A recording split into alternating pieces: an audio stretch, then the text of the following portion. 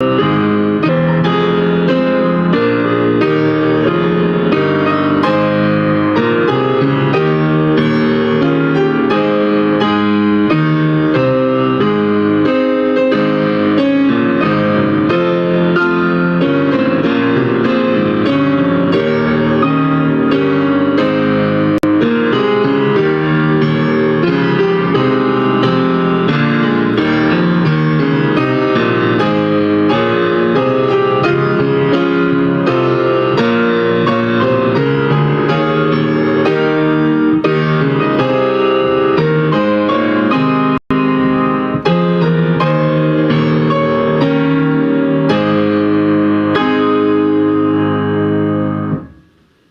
you, Mr. Helmuth.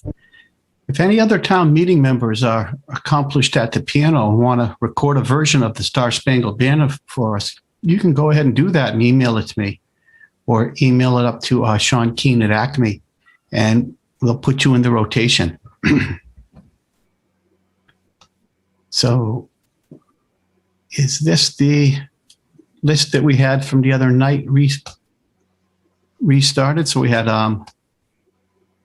and my list looks a little different. Let me refresh my page. There we go. So we have Beth Ann Friedman.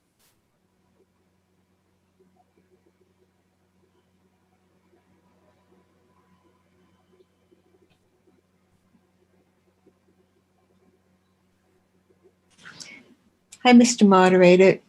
Please take me off the list. Very good. Thank you. You can take yourself off the list. There's a lower hand. Once you've raised your hand, request to speak, you can use the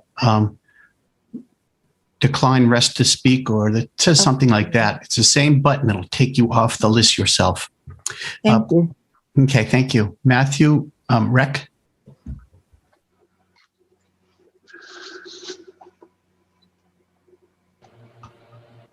Hi, Matthew Reck, Precinct 11. Motion to terminate debate on this article and all matters before it. Okay, we have a motion to terminate debate on Article 11. Excuse me. He's from Precinct 11. Article 53. So we're going to take that motion to terminate debate. It's not debatable. It's a 2/3 vote.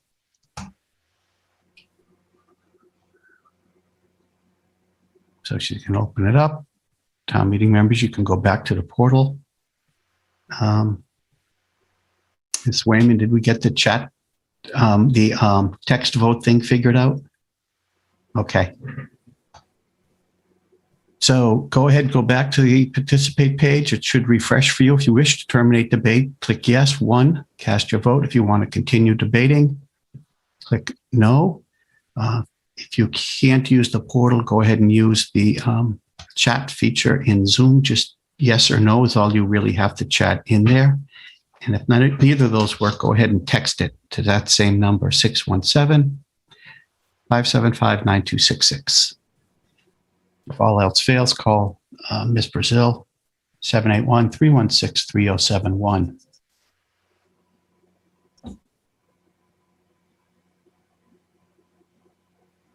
You can still vote even though Ms. Solis's screen is showing us that. There we go. It just refreshed.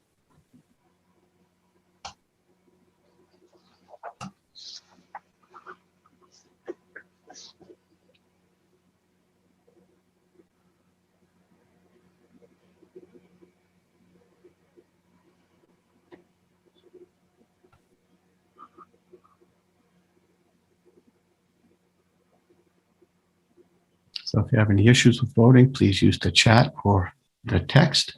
Otherwise, use the portal. And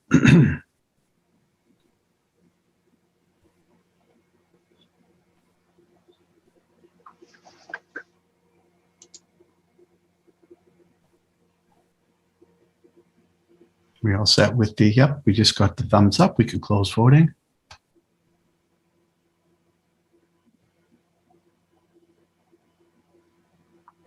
Okay, the motion to terminate debate on Article 53 is successful. Debate is terminated. Vote of 191 in the affirmative and 25 in the negative. So So debate is terminated. That brings us up to a vote on position reclassification as printed in the report of the Finance Committee. So as soon as we run through the screens, we'll come up with that vote.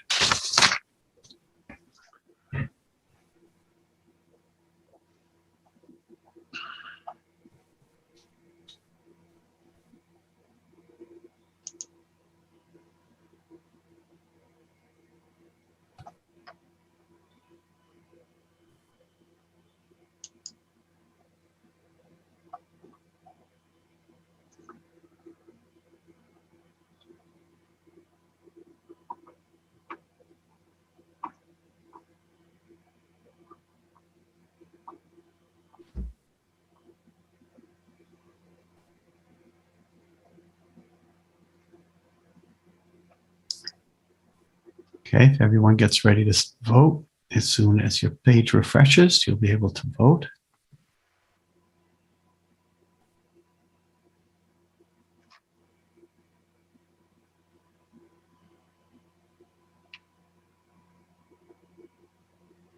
This is on the article itself. This is position reclassification, Article 53, as printed in the report of the Finance Committee. So you vote 1 for yes to reclassify those positions, 2 for no. If you can't use the portal, go ahead and use the chat feature in Zoom or text it to 617-575-9266.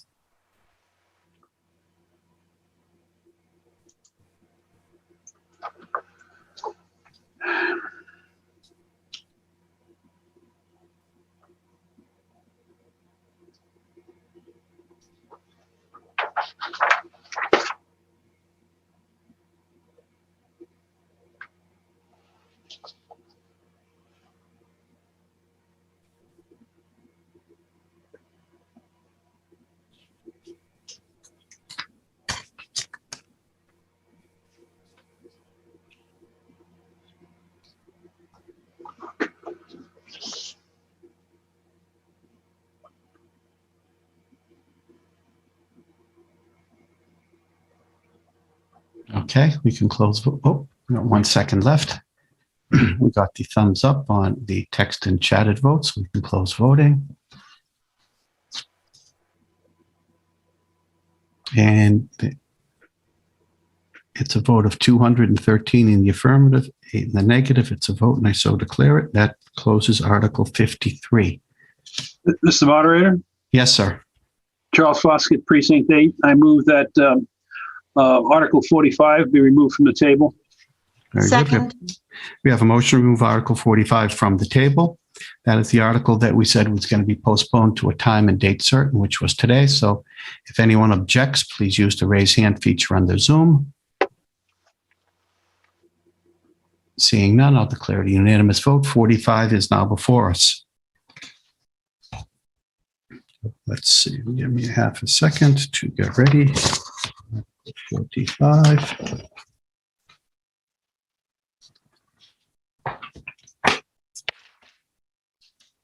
We have a recommended vote by the board, by the redevelopment board of no action. Ms. Garber. Oh, let's get her. Can we bring Ms. Memon's point of order up?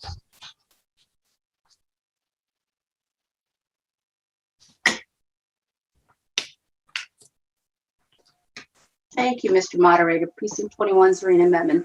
I'm asking weren't we on Article 49 in the middle of it before when the last meeting ended? I know you want to start 45, but shouldn't we finish what we already started?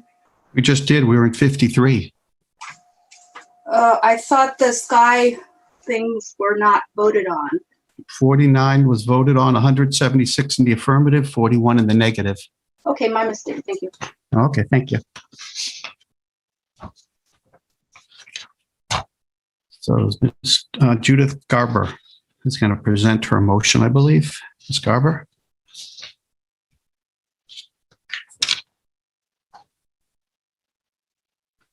Judith Garber, Precinct 4. My co-sponsors and I are introducing this substitute motion to increase Arlington's inclusionary zoning percentage in new private developments from 15% to 25%. Here's why we introduced this motion. The first reason is that we are far behind our goals for affordable housing.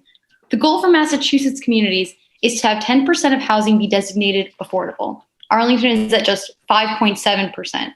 From 2001 to 2018, Arlington has increased its subsidized housing inventory percentage by just 0.1%. The Redevelopment Board and other town bodies have been working really hard on this issue, but we clearly need bolder measures to reach our goal. Second, we're in dire need of affordable housing in Arlington and the greater Boston area, as many of you know. According to Arlington's 2016 Housing Production Plan, the town has a little over 1,100 deed-restricted affordable units, but there are more than 5,000 potentially eligible households. In Massachusetts, more broadly, for renters making 50% of the area median income, about 40% of them will not be able to find market-rate housing they can afford. And COVID-19 has only made this worse. We recognize that inclusionary zoning for private developments is just one of the many ways we can increase affordable housing in Arlington. This would be a modest step towards increasing the number of units in town, but with the limited progress we've made so far, we believe every step is essential.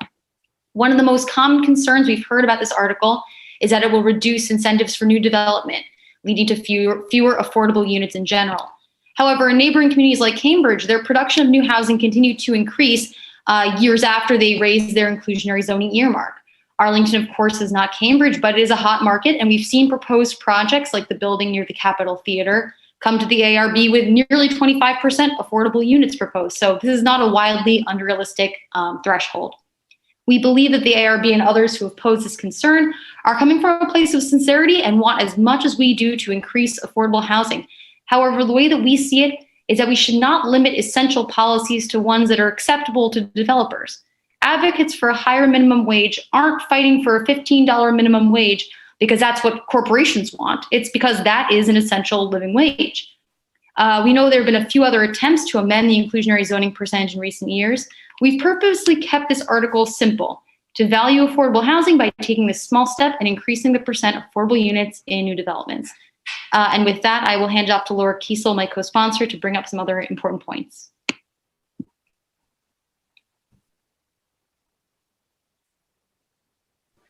Hello, can you hear me? Yes, ma'am. Okay, so even before the pandemic hit, the region had experienced a 45% increase in homelessness over the past decade. Since the pandemic hit, we've had thousands of eviction cases filed in Boston Metro, despite the moratorium by the CDC. Over 315,000 jobs have been lost in the state, over 250,000 in the metro area, of which lower income people have been hit disproportionately, and by extension, people of color. This warrant article was modeled after one by the Coalition for the Truly Affordable Boston across the river. It is a coalition of affordable housing developers, Black and brown, low income, and working class housing activists. They're asking there for an increase of 1/3 or 33.3% of new developments be affordable. We're asking for 1/4, so our ask is more conservative. The coalition is spearheaded by the Boston Tenants Coalition and City Life Vida Urbana, which participated in our town's housing equity panel at the end of last year, hosted by our Human Rights Commission. Both the Boston Tenants Coalition and City Life have enthusiastically endorsed Article 45, as has every major disability advocacy group in the Boston Metro, our town's own diversity task force, and the Mystic Valley NAACP. At the end of March, I attended a conference hosted by the National Low Income Housing Coalition. And the overriding question during that conference was, how do we get to more equitable housing policies? And the answer offered by expert after expert was, we won't get there until we begin to center the perspectives and incorporate the solutions proposed by those most marginalized by our housing market. This warrant article does exactly that. It was created by and for and with the extensive input from those most who have lost the most and continue to lose the most in our housing market. Finally, I just wanted to mention really briefly that I conducted an inventory, and Article 45 by far received the most emails to the ARB in support by Arlington residents than any other article on ARB's roster for a vote, including accessory dwelling units, which came in second. So I'll end there. Thank you. Ms. Kessel, Name and address for the record, please, Oh, sorry, 260 Massachusetts Avenue. and your full name. Laura Kiesel. Okay, thank you. Okay, Stephen Revelak.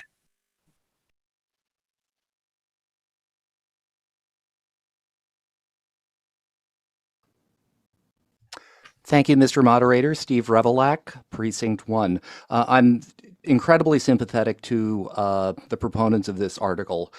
Arlington introduced inclusionary zoning about 20 years ago, and in 15 of those 20 years, it's produced no affordable units at all because there simply weren't any projects that, triggered the threshold for IZ.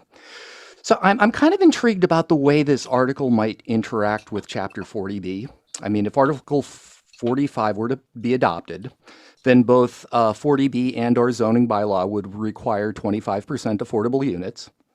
40B would require that units be priced to 80% of the area median income, where our zoning bylaw would require 60%. 40B projects are generally subsidized through, a state agency, whereas projects done under our zoning bylaw are generally not subsidized, nonprofit developments notwithstanding. And 40B projects can request waivers and negotiate over zoning requirements. So, for example, a 40B proponent can ask for waivers from, say, some of the requirements that generally limit the ability to build multifamily housing in Arlington. Whereas inclusionary zoning projects under that just have to comply with the zoning bylaw.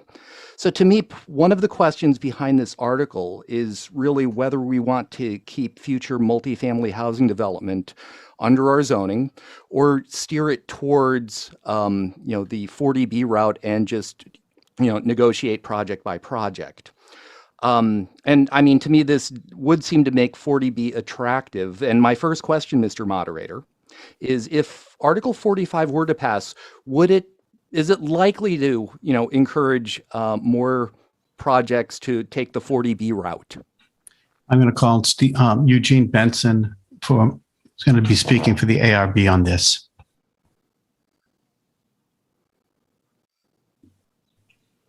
Thank you, Mr. Moderator. Eugene Benson, I'm a member of the ARB. I live on Hillsdale Road in Arlington. And in order to answer the question, I just need to give a little bit of background here. I will say that the Redevelopment Board supports ways to increase the amount of affordable housing in Arlington and to make the inclusionary zoning bylaw more effective.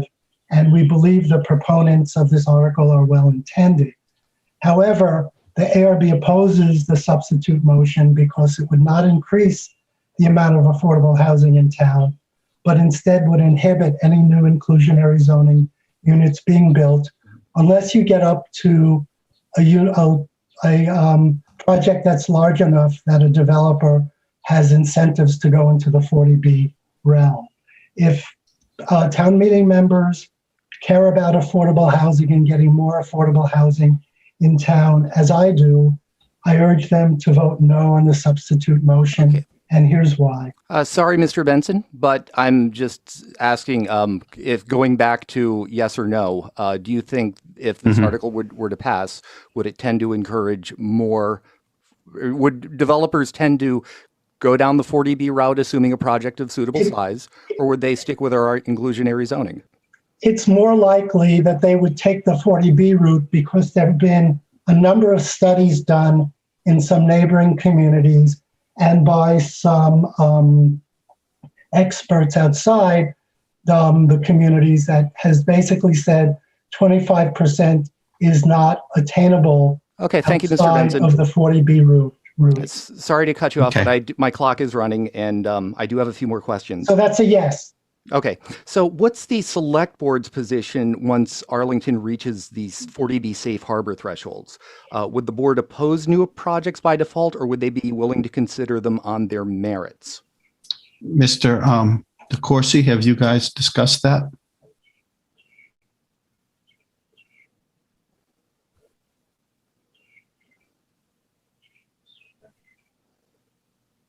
Mr. Leone? This Yes. is Arlington Town Council. Yes, hi. May I help? Yes, you can answer. I don't see Mr. DeCourcy at the moment, so if you'll please answer. Douglas Heim, Town Council, good evening. I don't want to speak for the Select Board, Mr. Revelak. I don't believe they've discussed that specific parameter, but it's up to the ZBA. It's not up to the Select Board whether or not to assert safe harbor status. And if safe harbor status is asserted, that doesn't mean a 40B has to be denied. It only means that one of the avenues for appeal is curtailed. Okay, thank you for the clarification, Mr. Heim. I understand also that one can do mixed-use development under 40B, is that correct? Mr. Benson or Mr. Heim? I'll defer to Mr. Heim. I can also answer this question. Okay, if you can answer that, Ms. Raitt. Jennifer Raitt, Director of Planning and Community Development. Yes, under 40B, mixed use is allowed. Okay, thank you. And my final question, this year's community development block grants include $79,000 and change for the Department of Planning and Community Development to perform a nexus study. Mr. Moderator, does a nexus study have anything to do with affordable housing? Ms. Raitt, do you know the answer to that? Jennifer Raitt, Director of Planning and Community Development. Yes, it does have to do with affordable housing. It's the nexus to understand the amount of development needed, the amount of development that we have, and the amount of development that we might need in order to gain a certain number of affordable units that we might desire in the town of Arlington. And so it's looking at the nexus between what is the development potential and how much of that development could be designated as affordable, and at all different types of levels. So not just low income, it might be moderate income, it might be middle income, but looking at all of the different thresholds and triggers, the nexus between what exactly we have for development and how much affordability we could gain. Okay, and seeing the time, I will yield. Thank you, Mr. Moderator. Thank you, Mr. Revelak. Appreciate it. Guillermo Hamlin.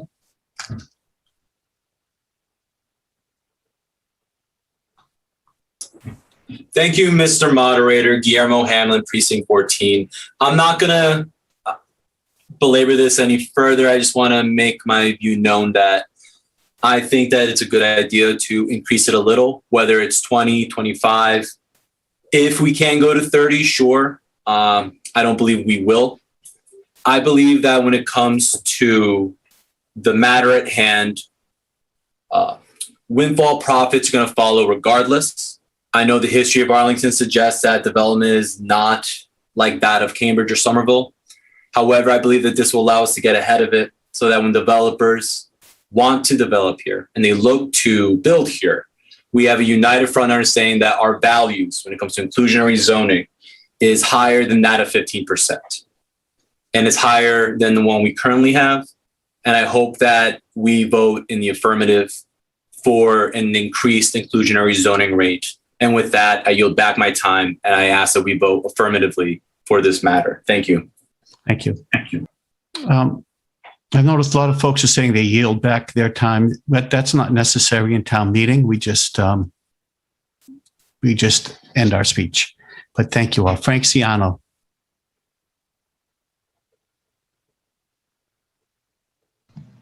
Thank you. Frank Ciano, Precinct 15. I'm in favor of affordable housing, and as a trustee of the Mass Bar Foundation, that's one of the things that we look at to give money to people in need. That having been said, I want to hear from the ARB because as far as I'm concerned, this is their province, and I want Mr. Benson, or Mr. Moderator, forgive me, I'd like to hear from the Redevelopment Board. They have a 1.5 page or full page discussion about this issue, and I'd like them to comment on it if the moderator would allow it. Thank you. Well, if you can pose some sort of question, I can bring Mr. Benson back. Is the Arlington Redevelopment Board in favor of this amendment? And if not, why not? Mr. Benson? Thank you for the question. We are not in favor of the amendment. Everything that we've read and seen says that 25% affordable units is simply unattainable in small and middle-sized new developments, the type we can have in Arlington under current zoning. let's look at some nearby communities with inclusionary zoning. It's important to note that each of them did a study before adopting their current inclusionary zoning rules, looking at what levels would work in their communities. Here are three. This is Newton, effective January 1st of this year. 7 to 20 units, 15% affordability. 21 to 99 units, 15% affordability, and 2.5% at 110. That's more than the area median income. At 100 plus units, it's also only 15% affordable and 5% at 110 AMI. So they never get close to 25%.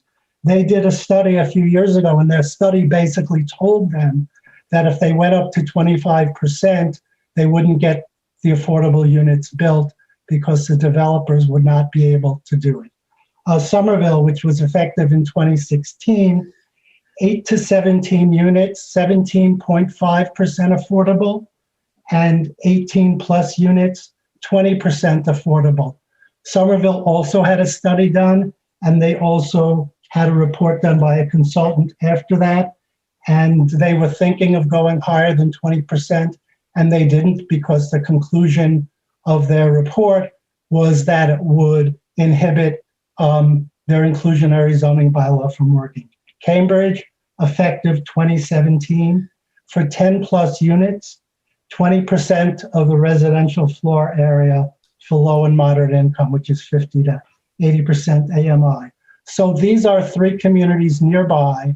All of them did comprehensive studies, and all of them determined that going above the percentages that they have and going up to 25% would inhibit or prevent inclusionary zoning from working.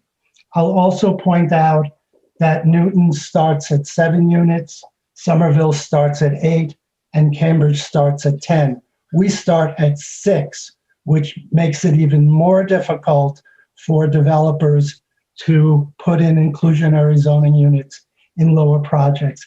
And we got a report, in fact, that's what's happening in Somerville. Some of the developers now are starting to build fewer than 8 units and building larger units so they don't even hit the 8-unit threshold. There was also a report done in June 2019, the State of Multifamily Housing in Greater Boston by Amy Dane. I'm just going to quote one paragraph out of it. The percent required and level of affordability can affect how much the inclusion affects the development's bottom line. In a hot market, developers might be able to afford 20% of a project affordable. And in a weak market, such a requirement could sink the project.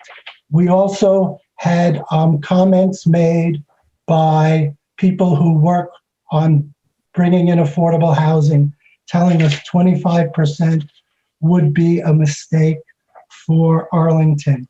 Also, we're told that municipalities carefully analyze the impact of inclusionary zoning bylaws in the market so that whatever is set is something that the town can reach.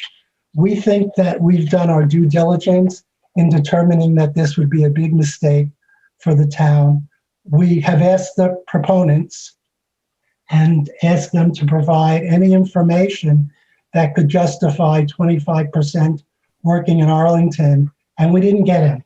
And all of the comments that also came in did not contain any studies, any reports, anything that could justify 25%.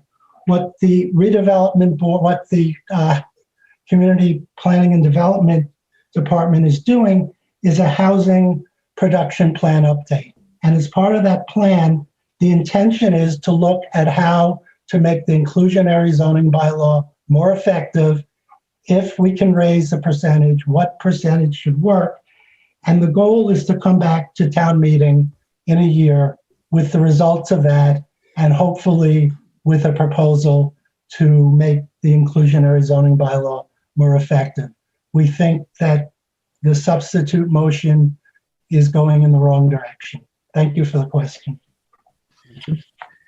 Do I have any time left, Mr. Moderator? You have 52, 51, 50 I'll- seconds. I'll be quick, Mr. Moderator. So I applaud what the time that this redevelopment board spends on these issues. And because of the vast amount of time and effort that they put into it and the comments of the redevelopment board, I support their position. I'm again in favor of affordable housing, but I think the intent of this amendment is laudable, but there's an unintended consequence as noted by the redevelopment board that would be bad for Arlington. So therefore, I'm voting against the amendment and in support of the redevelopment board.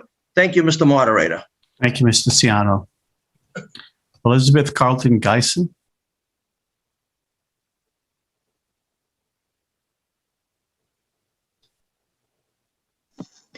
Thank you, Mr. Moderator.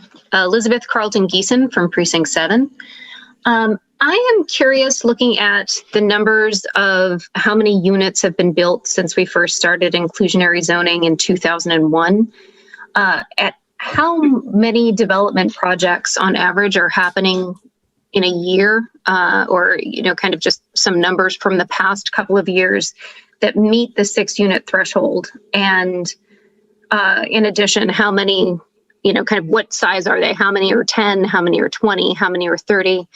Because it seems to me that we, while I am 100% also in favor of affordable housing and getting it into Arlington, I'm wondering if there's the development that would make a sufficient development for this to make a big impact. Mr. Benson, do you have those numbers, or Ms. Raitt have those numbers? Perhaps Ms. Raitt has those numbers. Ms. I Raitt? do. Thank you, Okay. Mr. Moderator. Jennifer Raitt, Director of Planning and Community Development, and thank you for the question. After inclusionary zoning was adopted by the town in 2001, the following year in 2002, we had a 40-unit development that netted 7 affordable housing units. In 2004, we had a 27-unit development that net 44 units that were affordable. 2012 was the next time, so a long gap, 8 years. We had a 164-unit development at Sims, which includes 26 affordable units. Then also in 2012, Brigham's has 116 units, and 17 of those are affordable. And then jump another 8 years to 2020, we had a 9-unit development with 1 affordable unit. And that is it. And thank you for that. Is there anything on the horizon or that's been submitted that would apply to this change? There is one that has been permitted and is under construction, which is a 21-unit development that has 3 affordable units. And do you project the number of larger developments to stay the same or increase moving forward? Taking into account, obviously, that this would be a rough estimate, nothing that anybody could hold you to.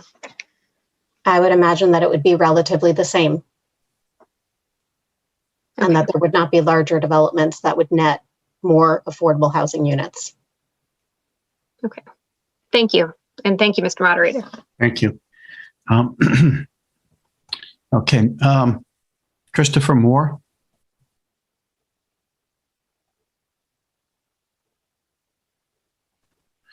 Thank you, Mr. Moderator. Christopher Moore, Precinct 14. I move to terminate debate on the article and all matters before it. Okay, we've got a motion to terminate debate on the article and Ms. Garber's substitute motion. Do we have a second?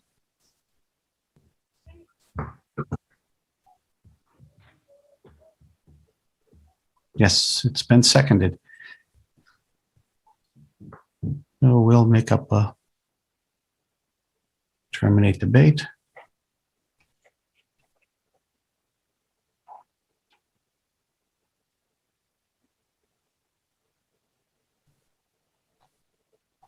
Committee members, if you'll go back to your portal page, get ready to vote on the motion to terminate debate on the article and a substitute motion. Okay, voting is now open. If you want to terminate debate, you vote yes. If you want to continue the debate, you'll vote no. If you can't use a portal, please use the chat feature. And if that doesn't work, text it in 617-575-9266.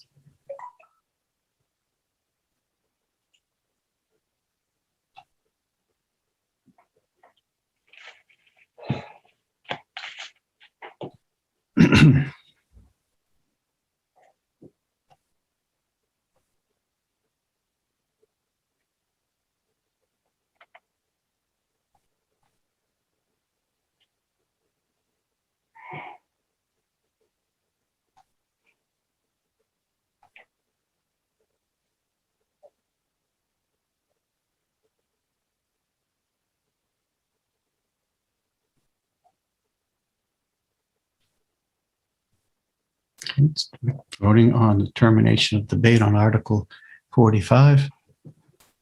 1 for yes, 2 for no. Chat or text it in.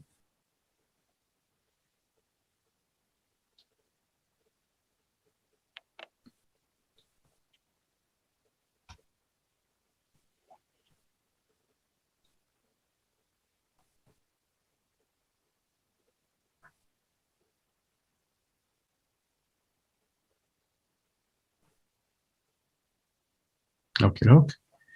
We have all the phone-in votes done, so we're going to close voting. It is an affirmative vote to terminate debate. 165 in the affirmative, 70 in the negative. Debate is terminated. As soon as we run through the screens, first we're going to vote on Ms. Judith Garber's substitute motion.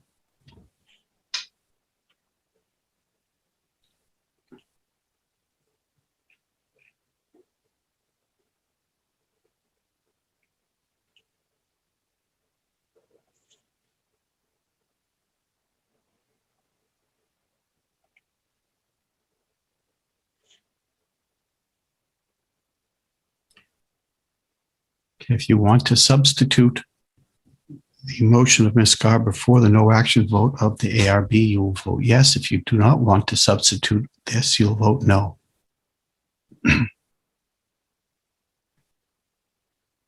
So we're going to open voting.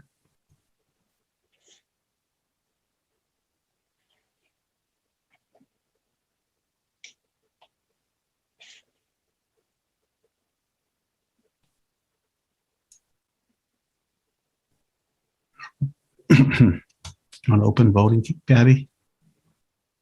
Here we go.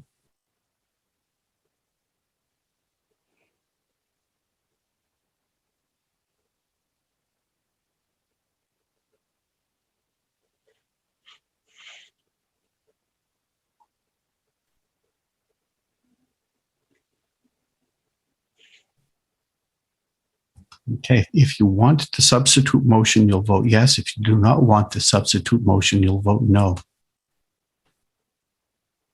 If you cannot use the portal, please chat your vote in or text 617-757-9266.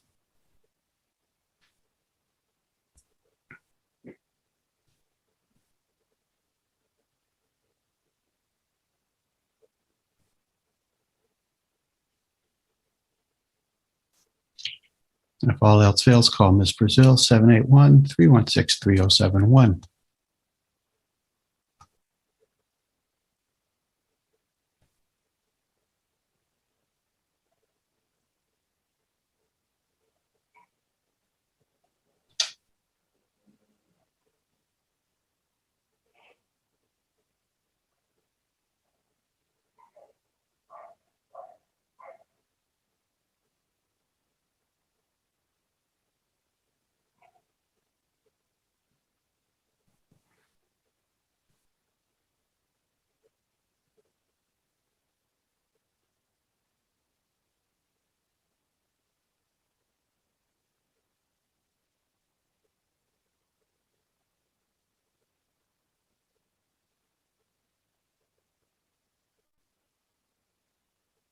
Okay. We got all the votes entered. We can close voting.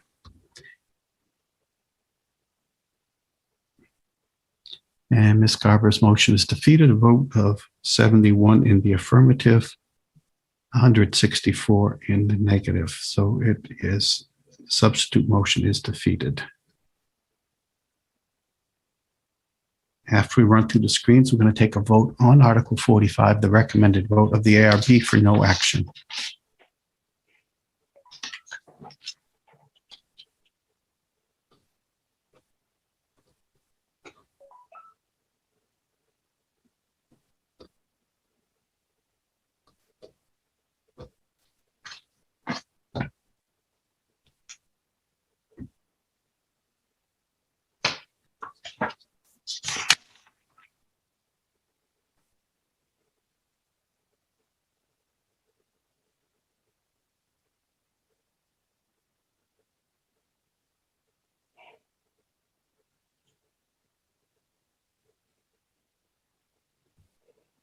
Okay. So we're bringing up the recommended vote under Article 45 for no action.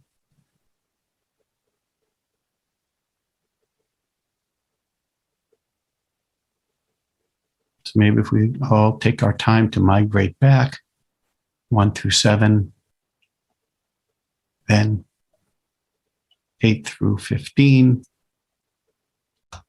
and 16 through 21, we'll get less of a system overload.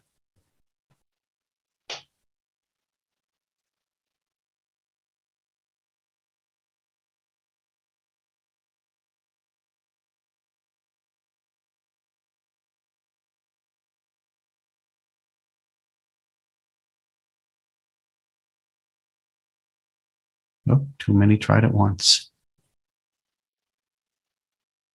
So if you're in the portal, Ian Goodsell has a point of order, Emily.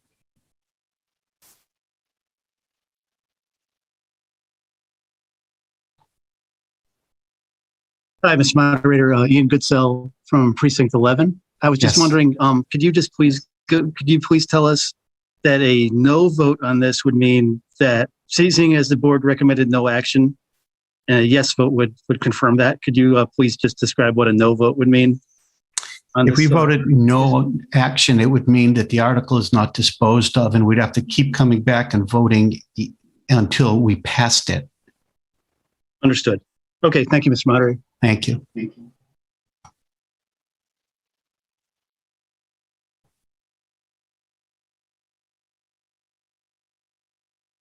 Okay, so we have the recommended vote of no action for the ARB under Article 45. Please vote 1 for yes or 2 for no.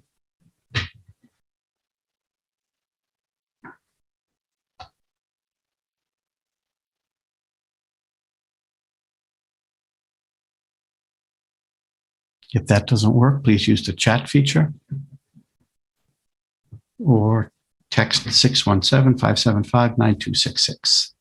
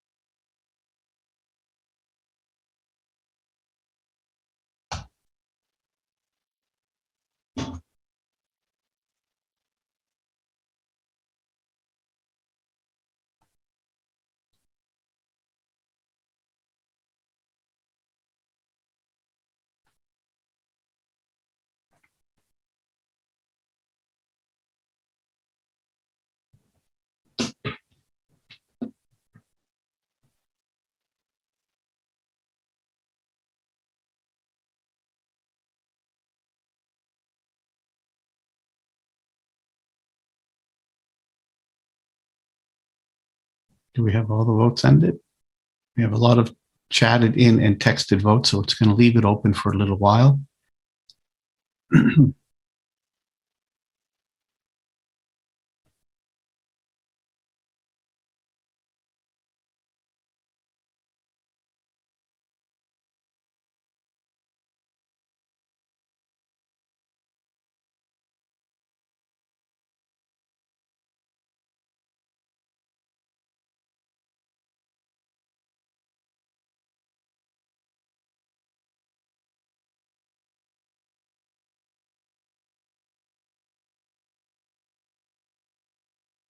Okay, I think we have everybody entered.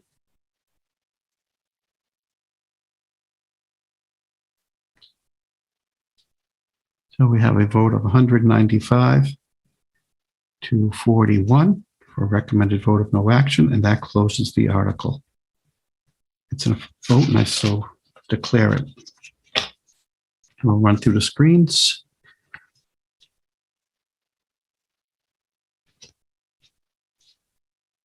Mr. Foskett? Mr. Moderator, Yes, sir. I move that Articles, Charles Foskett, Precinct 8, I move that Articles 35 through 91 be removed from the table. Second. Okay. We have a motion to remove all articles from the table and put them back before us. If anyone objects to that, please use the raise hand feature in Zoom. Seeing none, all articles are now before us, and that brings us back to Article 35, which I believe we were in the middle of.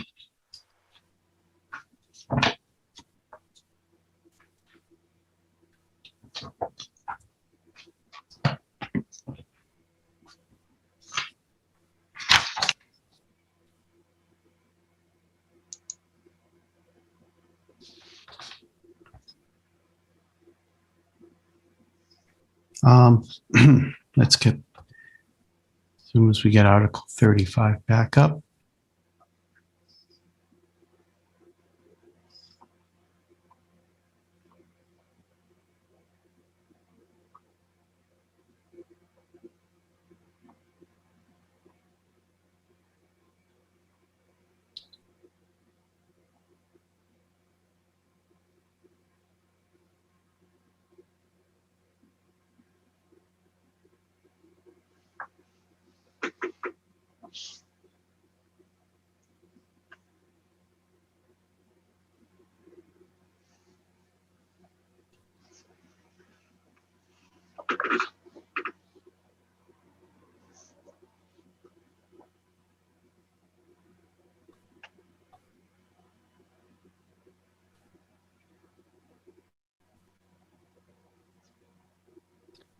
Okay, we're back to Article 35. Ms. Kristin Pennerun has a point of order. All right, Kristin Pennerun, Precinct 20. Am I unmuted? Yes, ma'am. What's your point of order? Yeah, my question was about the waiting to speak queue. At what point in the process of discussing and getting ready to vote on each article does the queue get cleared? Does it get cleared automatically at the end of every vote? I'm sorry if I should know this, but I'm having trouble remembering. Yeah, so after we vote, it clears the queue and brings up the new article. In this case, we had preserved the speaker list from last week, so it brought the list back up. We have the ability to preserve lists if we end in the middle of an article. So thank you very much. Yeah, we preserve that list, but on every other article, it does start a new speaking queue. Thank you very much, Mr. Moderator. Thank you, ma'am. Yep, good question. Lane Crowder has a point of order.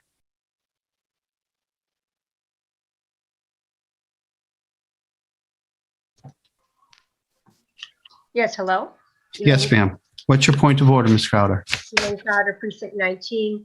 It would help me when the article is announced to simply know which, if it's Article 35, which place to look for it, whether it's a zoning article or a, just so that I can find it. Very good. Will do. I can do that. Thank you. And Kristin Anderson's point of order.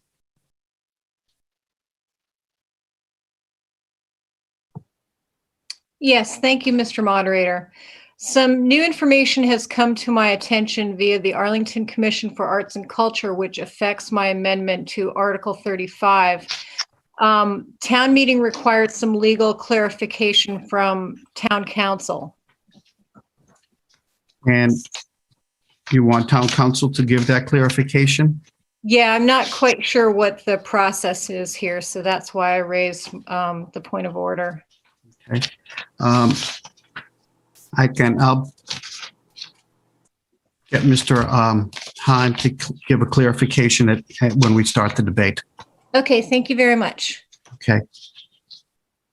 So hold on one second. So when we did this last, we had two videos that had been pre-recorded that we played for the meeting, and there were some issues of those videos that basically they sort of violated our rules against civility in certain aspects. So I'm going to give the Ms. Rachel Zembry of the ARB a chance to point of personal privilege to, as she was called to carpet on those videos, a chance to rebut and address the issues that she found offensive.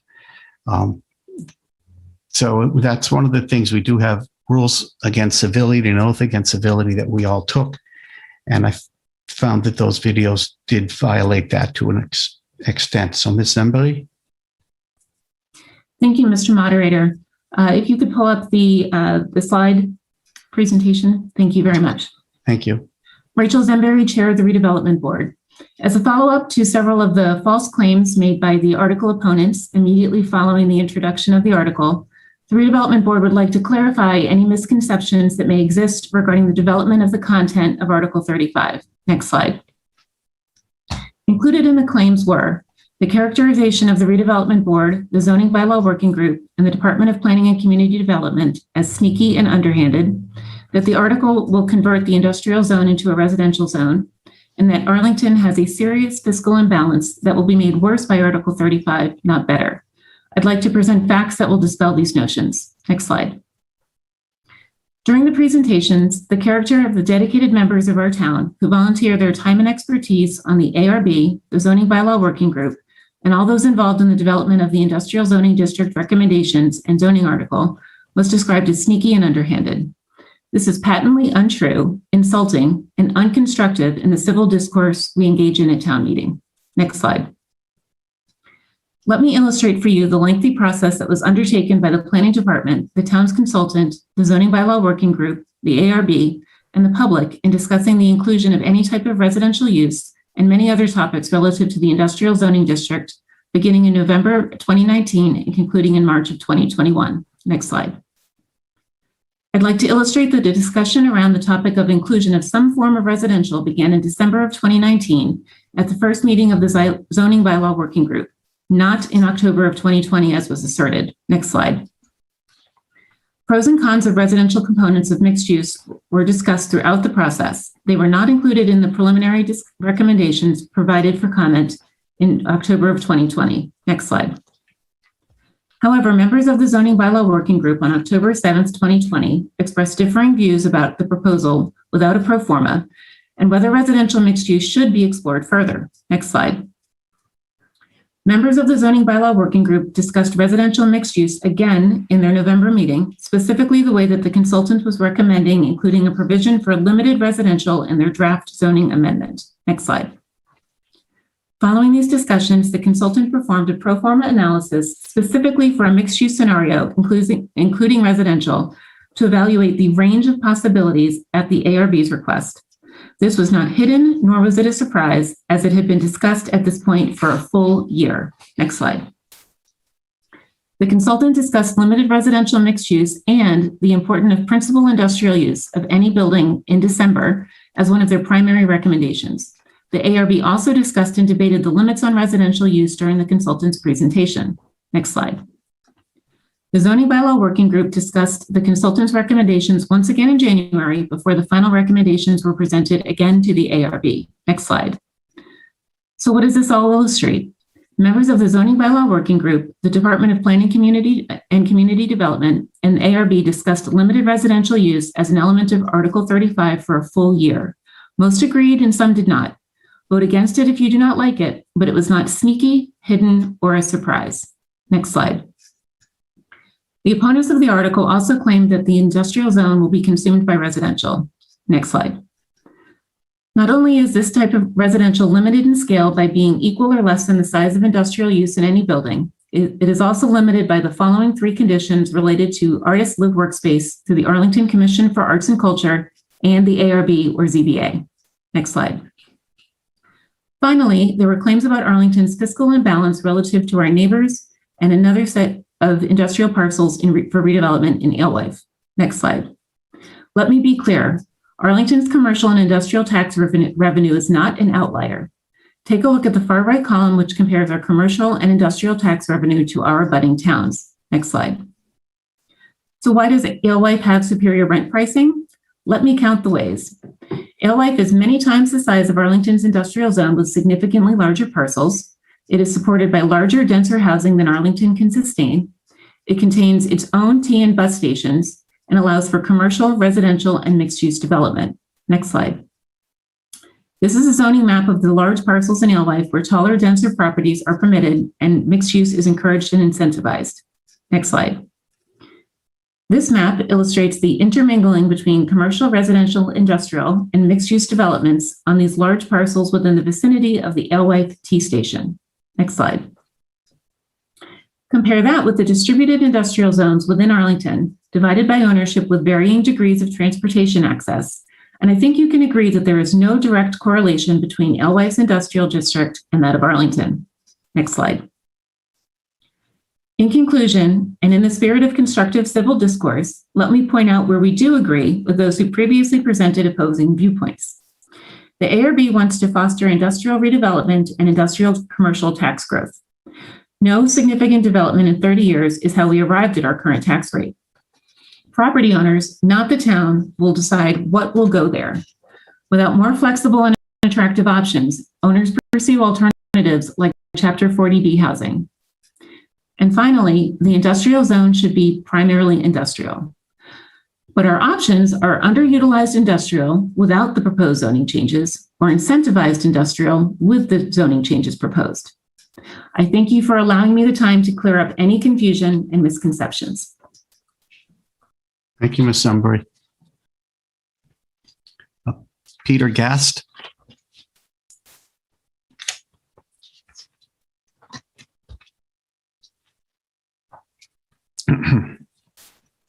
Thank you, Mr. Moderator. Peter Gast, Precinct 2. I would like to introduce an amendment to Article 35 to allow 5-story buildings in the industrial zones, as I think that that is the best way that we can incentivize development there. I believe that we all share an interest in increasing the town's commercial tax base, and Arlington only has a small amount of land zoned for industrial use, and we should encourage businesses to develop there, but those projects need to be economically viable. One way to do that is allow residential mixed use, and we can debate that in the context of Mr. Sanderson's amendment. I offer another way. Building projects up to 5 stories will enable new projects to be built that would not have been viable before, and this will allow us to get significantly more taxes from each parcel of land while still respecting the character of the region. A new office building, for example, targeted at businesses that are downsizing from larger downtown offices, would be a great boon to our local community. It would bring commuters to our restaurants, local jobs for our residents, and much needed business tax base to diversify our town's finances. I urge you to vote yes on my amendment in Article 35. And it's been seconded. Thank you, Mr. Gast. Dganit Cohen, point of order.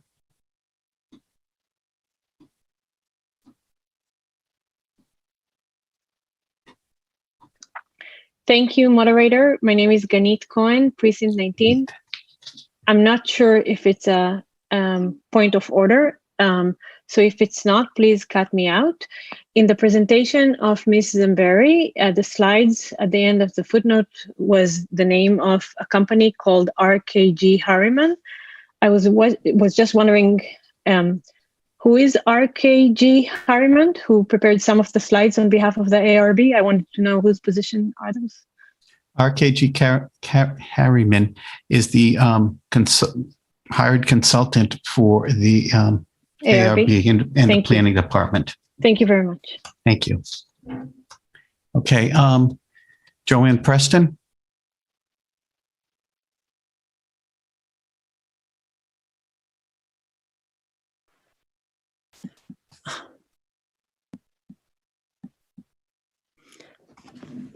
Can you hear me? Yes, we can, ma'am. Oh, thank you, Mr. Moderator. I'm Joanne Preston, Precinct 9. I strongly support Kristin Anderson's amendment to exclude residential development and what we have left in our small commercial and industrial zoned areas from Article 35. And if her amendment does not pass, I vote no. I am voting no on Article 35. I just want to make a note. The last minute amendment to include artist living quarters, I find I will not support this because it doesn't say they'll be affordable. That, in other words, there will be market rate luxury living areas, which I don't think will accommodate all the artists that I know.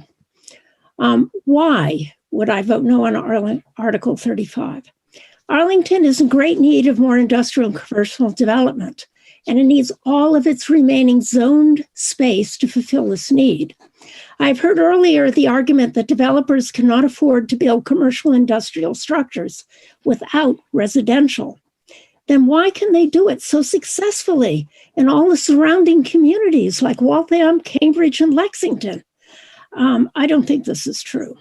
What is driving this last-minute addition of residential to the plan is the developers' knowledge that they will make even the higher profits that residential construction offers by building luxury condos and apartments. As for affordable housing, the lot sizes are far too small for building affordable units under the inclusionary provision. Let's look at a comparison of Arlington to other communities.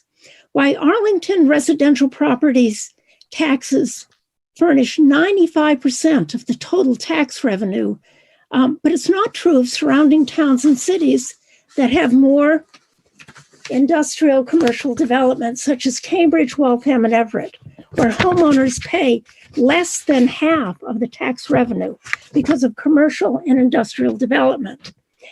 Arlington's non-residential taxes are only 5.6% of the total tax revenue. In sum, we have a serious imbalance in our residential industrial tax base. And it's not only about tax revenue. We need to take into consideration how best to use our remaining small industrial commercial zoned areas. We need good paying jobs here in Arlington, such as furnished by computer startups, where people can walk to work. We need to allow artists to have spaces in which to work. We need financial services businesses. We need nearby businesses where we can go to buy practical items and have meaningful business internships for our teens. We need to reserve what we have left of our small commercial industrial space exclusively for these businesses and to aggressively attract new kinds of businesses, such as biotech firms, as Cambridge and Waltham have done so successfully without residential added to the businesses. For all of these reasons, we need to reserve every square foot of our remaining small amount of industrial commercial real estate for these purposes. I urge you to vote yes on Anderson's amendment to retain these areas for industrial and commercial development.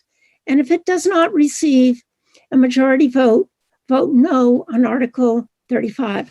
Thank you, Mr. Moderator. Thank you. Ms. Anderson did have a request of town council. There was some point, Attorney Heim, some point of legal debate clarified, as Ms. Anderson stated, that you're aware of? Doug Heim, Town Council. I don't want to presume what Mr. Anderson is asking about, but I received several emails earlier this evening basically asking about whether or not the motion as constructed restricts residential effectively to residential only for artist lofts and or artist workspaces. And what I would say to that is, if you look at the language of Article 35 on the main motion, you'll see that there's a table of uses. And in that table of uses, there's a very specific provision for artist residential. So I'm looking at below the section that says amendment section 5.6.3, class of use, residential, and the only thing that's listed there is artist mixed use. And the way in which artist mixed use is allowed as a class of use is by special permit. And the reason that that's there is because unlike some other area districts in town where mixed use is allowed, the industrial zone specifically prohibits residential unless this amendment is going to be passed. So I think it's been framed as, does I want to say are H and A bound together? And my interpretation is that they are. That being said, my understanding is that there's, if folks are concerned about this, there's some receptiveness to a friendly amendment on the floor to clarify that if folks feel like it's not clear. And I don't have time to yield, but I would say that folks can direct that to Ms. Raid if they're concerned about whether or not there needs to be any additional clarification on that point. Thank you. Thank you, sir. Kristen Klein.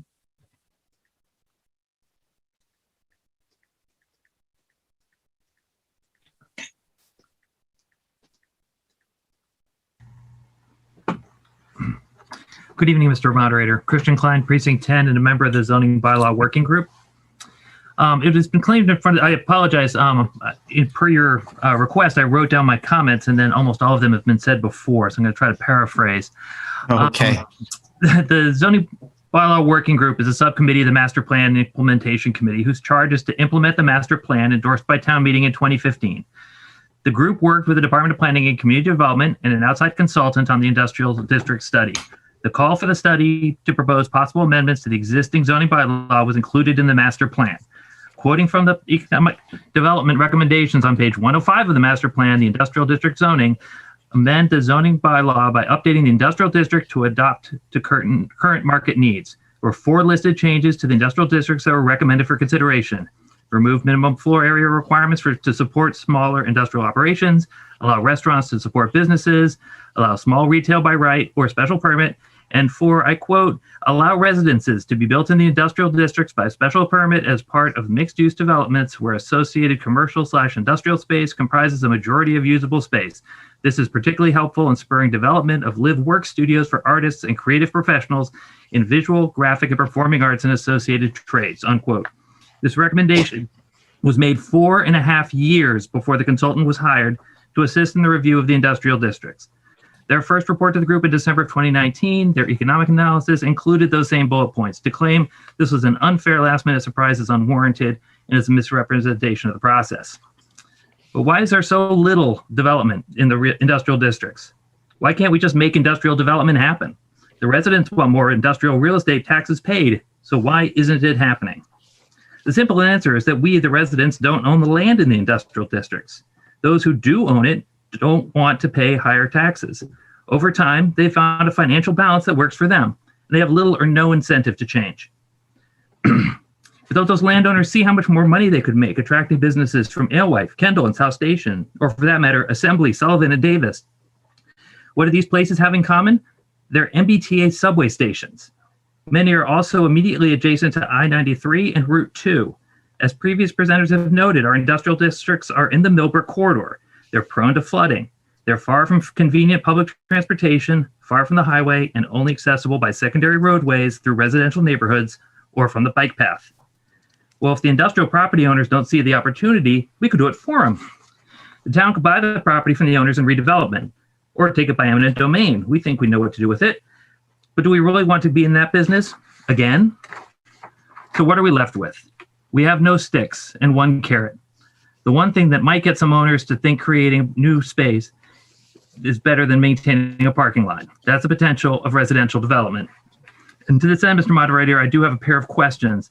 Number one, can someone confirm that the only residential use that will be allowed in the industrial districts, either alone or in mixed-use building with other uses, will be artists mixed use as defined in this article? Ms. Raitt? Jennifer Raitt, Director of Planning and Community Development. Yes, the only allowed residential use, as noted in the report to town meeting and in the bylaw amendment, shows in amend section 5.6.3, class of use, residential. The only row listed is artists mixed use, which is then further defined in 5.6.4, specifically as artists mixed use under A. Thank you. And I think I have nothing further. Sorry. Thank you. Thank you, Ms. Raitt. And then my second question, Mr. Moderator, is given that the ARB as a redevelopment board has within its authority under environmental design review the discretion to include residential uses in mixed-use developments that are not otherwise specifically allowed in a particular district, what assurance can be provided to town meeting that residential uses other than artists mixed use will not become predominant in the industrial districts during environmental design review into the future? Ms. Raitt?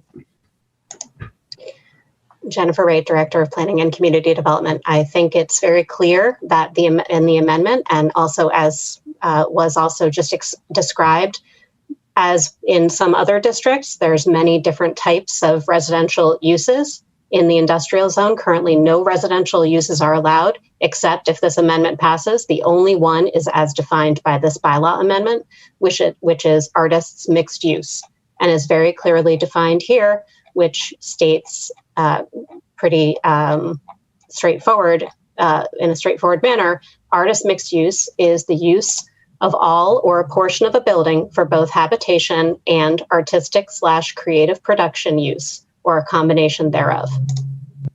Thank you very much. So right now, the only way to build residential in the industrial districts is to use 40B to build housing like at Minuteman Village and 1165R Mass Ave. Those projects include no new industrial space, no new commercial space, no new office space, just lots of residential, albeit with 25% low-income housing units. Currently, it appears that the percentage of land in the industrial districts dedicated to residential is about to double from 4.5% to 9% due to new development under 40B. So what can we do? With this proposal for revamping the rules for the industrial districts, we provide an incentive for balanced development. We bargain that for some site amenities, we gain some better industrial space, we gain some artistic neighbors. We'll need to hold the ARB accountable for their decisions regarding whether a project really deserves additional residential space, but they're in a good position to negotiate for open space or additional office space or increased affordability, and the Conservation Commission will ensure compliance with our outstanding local wetlands bylaw. I do understand the deep-seated concern for altering what little industrial space we have left. We'll all need to think deeply and vote our conscience on this article.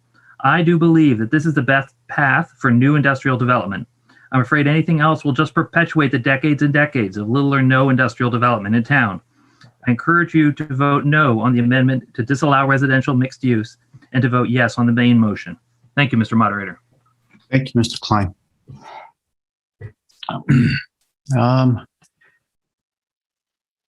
Adam Baddick.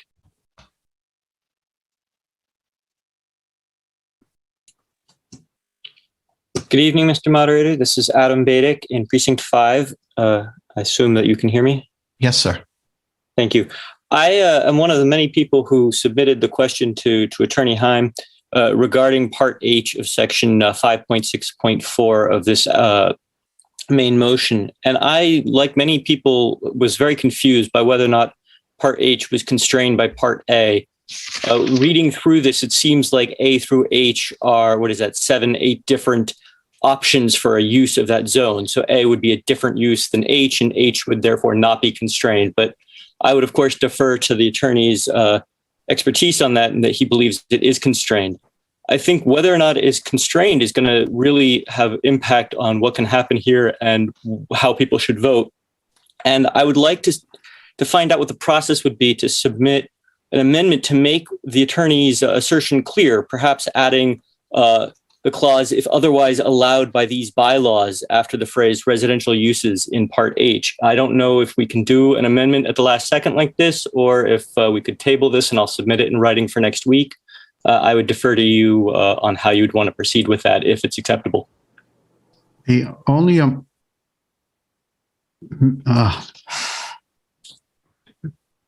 if an amendment was as simple as to say, and I would defer to Ms. Raitt and Mr. Heim as to the exact language, that H is constrained by A or A is constrained by H, or a cross-reference between the two that didn't change the meaning of either of those two or the function of either of those two subsections. If we're going to change the function or the working of those two subsections, we would have to table and bring it back next Monday. But if it was as simple as simply cross-referencing that A and H work together, I would allow that from the floor. Why don't we do this? Why don't we take our 10-minute break right now, because it's 9:24. Let Mr. Heim and Ms. Raitt have a chat on the side, and then we'll bring you back, Mr. Badic. Badic or Badic? Badic, please. Badic, sorry. We'll bring you back, Mr. Badic, and give you an answer in 10 minutes. Thank you. Does that sound fair? That does. Thank you. Okay, good. So we're going to take our 10-minute break right now, and Mr. Heim and Ms. Raitt can possibly have a chat on the side, and we'll see you in 10 minutes.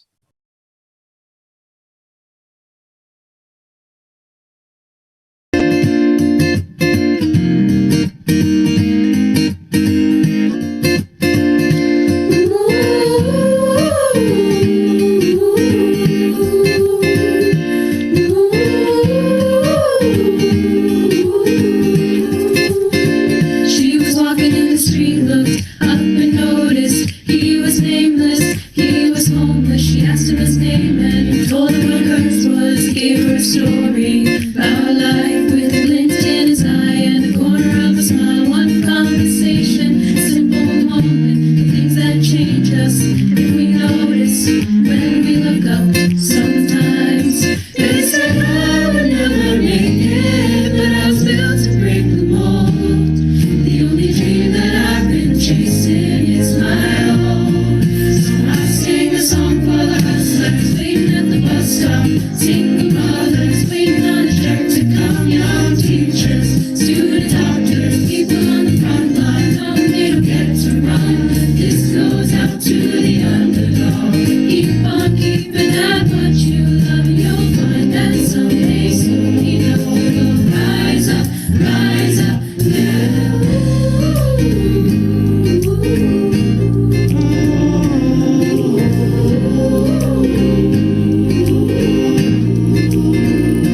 Just riding in a taxi, back to the kitchen, talking to the driver about his wife and his children. I'm from the country, I put you in prison for being a woman or speaking your mind. She looked in his eyes and the mirror and he smiled. One conversation, a simple moment, things that change us if we notice when we look up.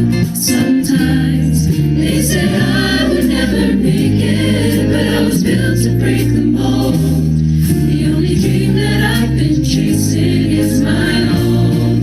So I sing a song for the hustlers waiting at the bus stop, single mothers waiting on a check to come, young teachers, student doctors, people on the front line, no, they don't get to run. This goes out to the underdog. Keep on keeping at what you love, and you'll find that someday soon enough you will rise up, yeah, you will rise up. Dun dun dun dun dun dun dun dun dun dun dun dun dun dun dun. We're gonna rise up.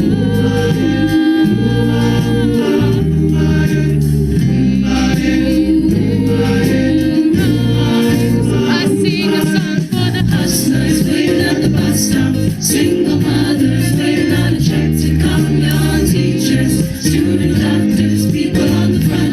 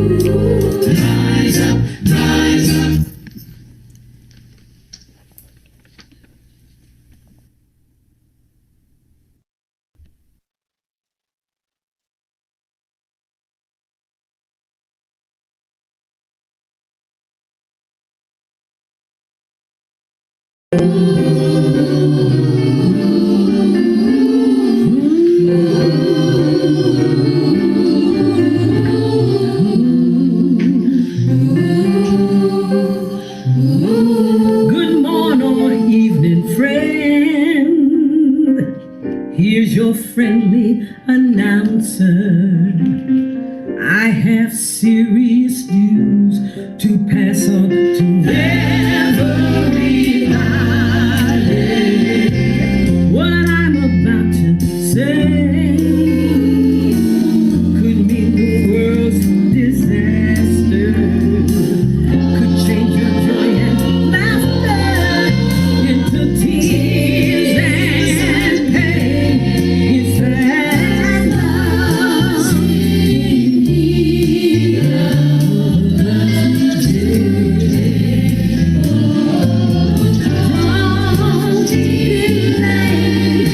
sing your little right away. Hey, so go around breaking many hearts. Oh, stop it, please, before it's gone too far.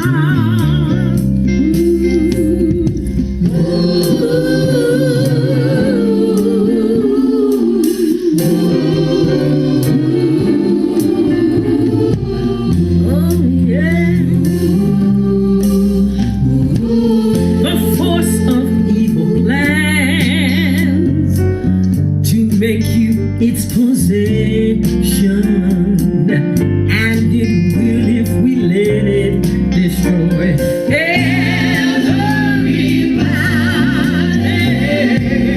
We all must take precautionary measures. In love and peace is your treasure.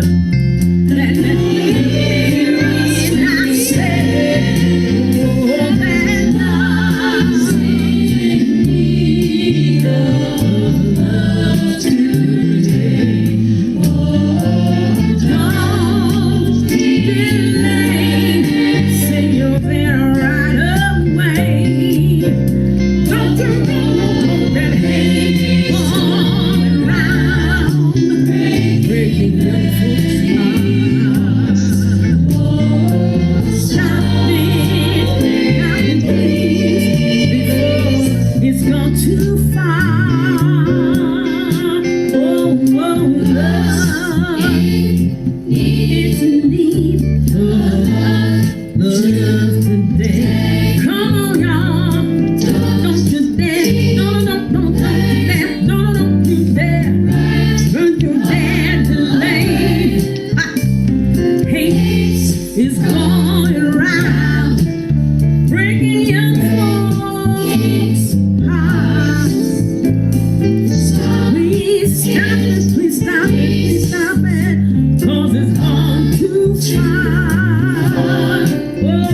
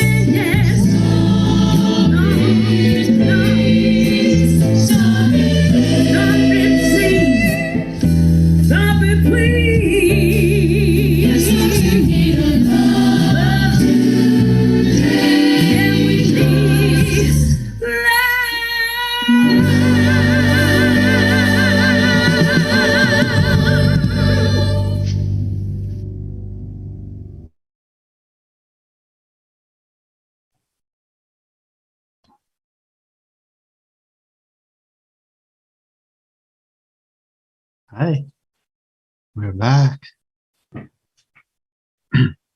So Mr. Heim and Ms. Raitt are fashioning some cross-references to those two sections A and section H to make it abundantly clear that it is, I assume, limited to artist or to artistic loss only.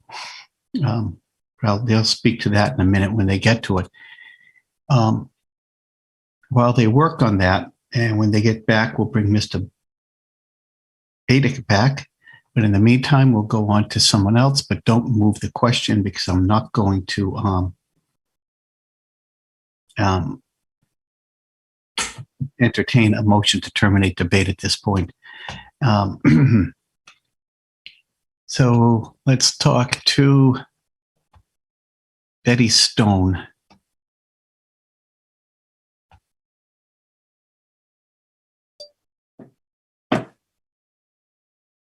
Good evening, Mr. Moderator. Thank you. Betty Stone, Precinct 7.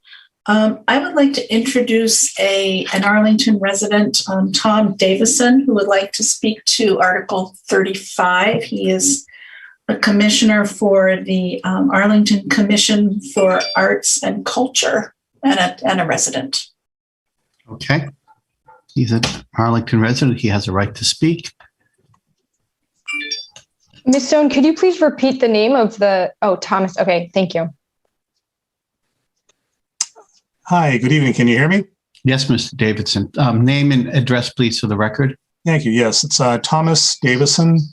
That's without a second D, 64 Stowcroft Road in Arlington, Precinct 11. Thank you. Thank you, Mr. Moderator.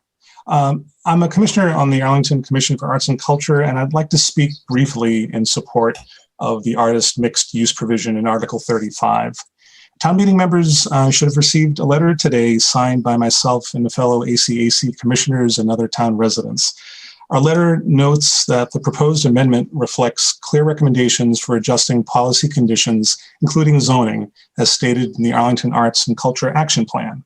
For anyone not familiar with it, in 2017, a group of hardworking volunteers, including members of the select board, town committees, and small business owners and others, worked with the town planning department to create the action plan. The plan states in part, a vibrant arts and cultural sector is an important element of the town's community and economic development vision, and it makes the following policy recommendations.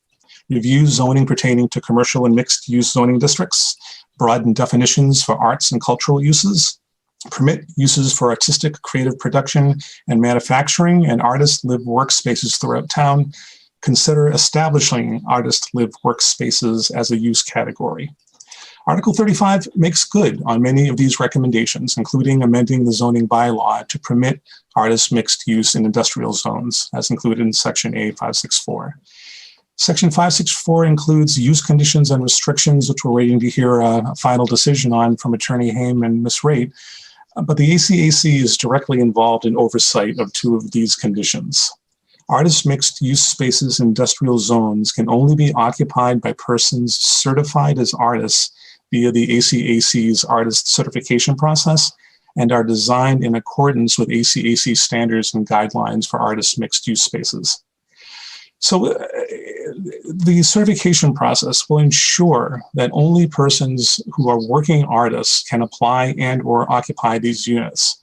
The ACAC will use established industry-specific rubrics to certify working artists. Another concern that's been expressed is that these units will be priced at market rates, not be affordable, and price out the very artists who are approved to occupy them. As the ACAC will have a say in the design of the standards and guidelines for these units, we will advocate for affordable or income-restricted units when a proposed development is presented and under discussion. And last, these mixed-use units are subject to a special permit granted by the Redevelopment Board. I'd like to point to the City of Boston and the City of Somerville, who both have established artist live work programs, which are managed by their planning departments, arts councils, and redevelopment boards. I point to them not in the scope of the properties they manage, but as an effective model that functions in a similar fashion as proposed in this bylaw amendment. There are links to both of those programs at the bottom of the circulated letter. We all recognize the limitations for redevelopment in Arlington. And we're asking a lot of these limited parcels of land where we can proactively establish guidelines and incentives to grow a shared vision of Arlington. Attracting businesses, increasing our tax base, and stimulating our local economy are not mutually exclusive from investing in our cultural sector. In fact, I would argue these shared endeavors strengthen each other and together contribute more towards achieving our community and economic development goals. We call these mixed-use spaces artist live workspaces. I suggest we switch our thinking around and call them artist work live spaces. For the painters, the filmmakers, the musicians, the writers, the photographers who could potentially occupy these spaces, they're looking for a place where they can work, where they can practice their art for a living, or where they can live while they practice their art. Put our industrial zones to work. They are only as limited as our shared vision for them. Include the cultural sector in our town's community and economic development plans, and approve zoning that permits limited, carefully managed, mixed-use artist work-live spaces in our town's industrial zones. Thank you, Mr. Moderator. Thank you, sir. Let me go back. I was trying to find out where we were on the amendment. Be there with you in a second, Mr. Moderator. If someone can allow, I can send it to someone so I can share screen. Can you send it to Gabby Solis? You bet. Yeah.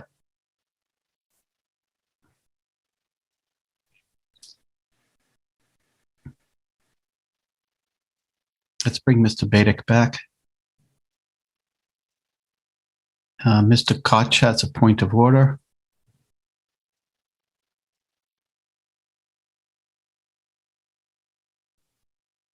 Mr. Moderator, Kevin Koch, Precinct 16. Sorry, Kevin. This meeting has been woefully uninformed about the state of our beloved home team. So I ask you, what is the current Red Sox score? Mr. Schlickman, what's the score of the Red Sox?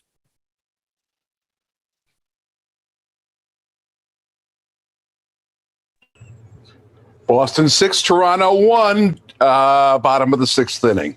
Thank you. Thank you, Mr. Schlickman. Thank you, Mr. Koch.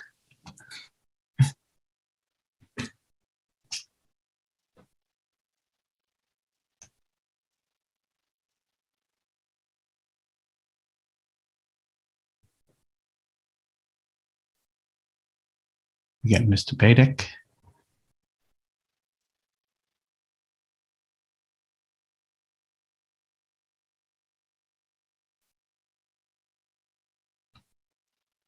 You get it yet, Gabby?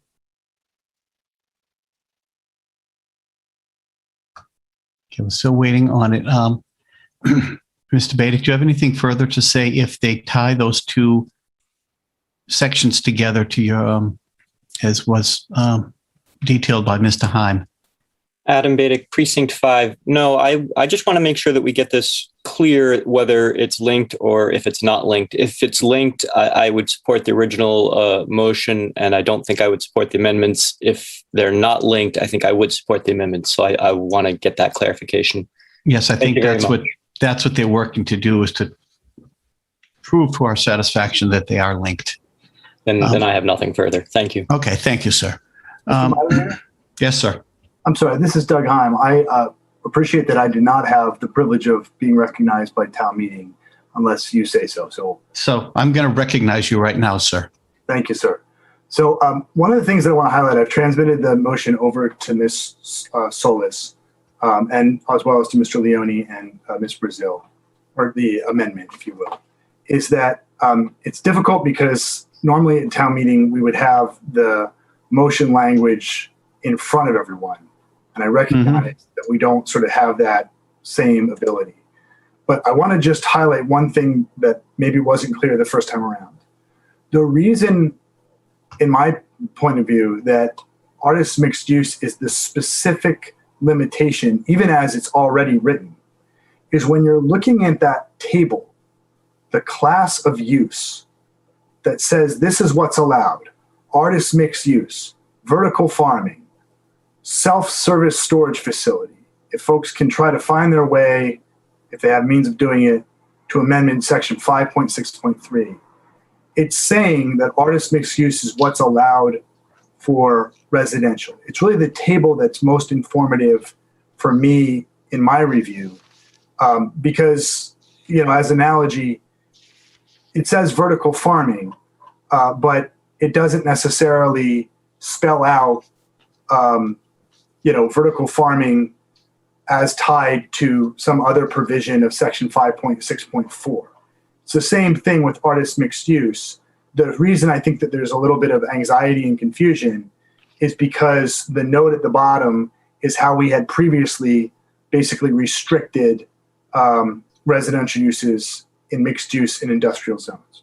What the amendment proposes to do, and hopefully Ms. Solis can, there it is. Yep, it's on the screen. Is it basically takes that, sugar. I'm sorry, folks.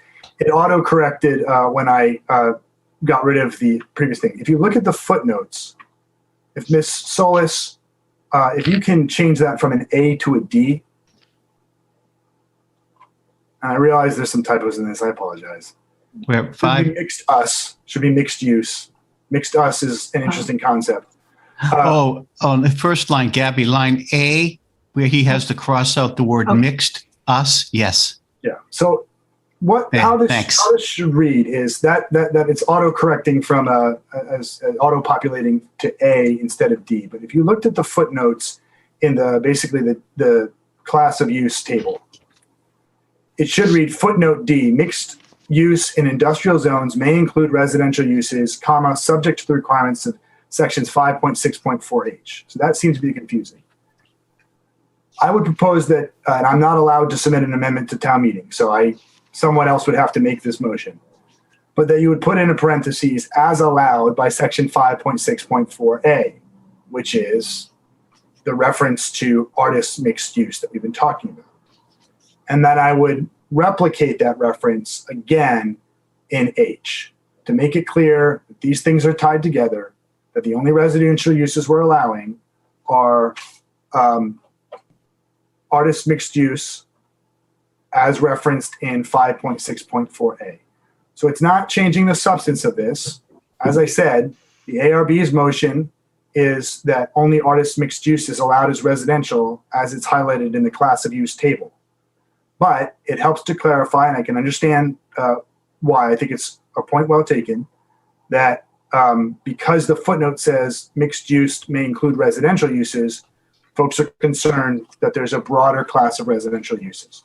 So again, I would propose that you clarify that by allowing the parenthetical as allowed by section 5.6.4A, aka artists mixed uses, and then put in another reference to 5.6.4A in the section H that folks are concerned, hey, is H subservient to A? Thank you. So Ms. Zemberly, being that this is a ARB article and amendment and recommended vote, do you want to make this administrative change that Mr. Hine is putting in front of us?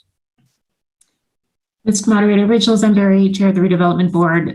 Yes, I would like to make this administrative change. Thank you. Okay.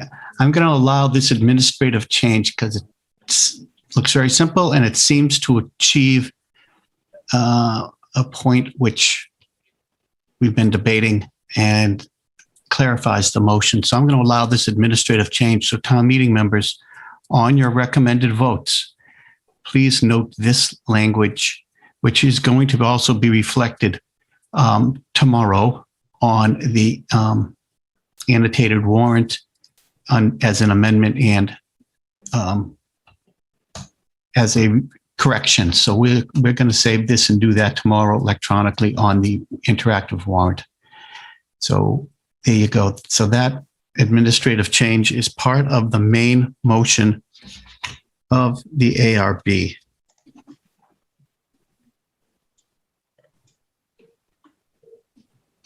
Okay. So our next speaker. Uh-oh, I've lost my speakers. There we go. Asia Kapka.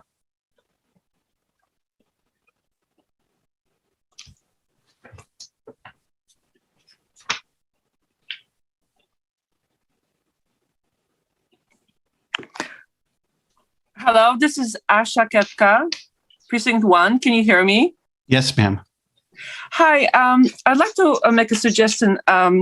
As myself and others wait to speak on the Article 35, I find it very strange to hear somebody speak about sports scores. So I would like to suggest that maybe we do not speak about sports as we well, hold on a second there. So Yeah. for the past 15 or so years, part of our town meeting tradition is Mr. Schlickman will just give us the Sox score. So I don't think we're going to change that, Ms. Kapka, but thank you. That's one of the traditions that we don't really want to change. That's what makes town meeting I kind of just know fun. that. Okay, I just know Understood. there are time limits, and So actually, I was and other people would like to speak, and I think. When I'm talking, you're not supposed to. member- Ms. Kapka, when I'm talking, you're not supposed to. When you're talking, I don't. I had called on you on the speaker list, but I see you have a point of order. Do you have a speaker list question that you want to bring up?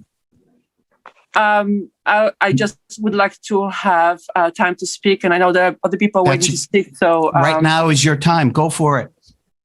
Let's talk about Article 35. Thank you so much. I really appreciate it. I have been a longtime resident of Arlington and artist of 30 years. And I would like to share my concerns about the Article 35. And I would like to urge folks to vote no. I have lived in many artist communities around Boston area.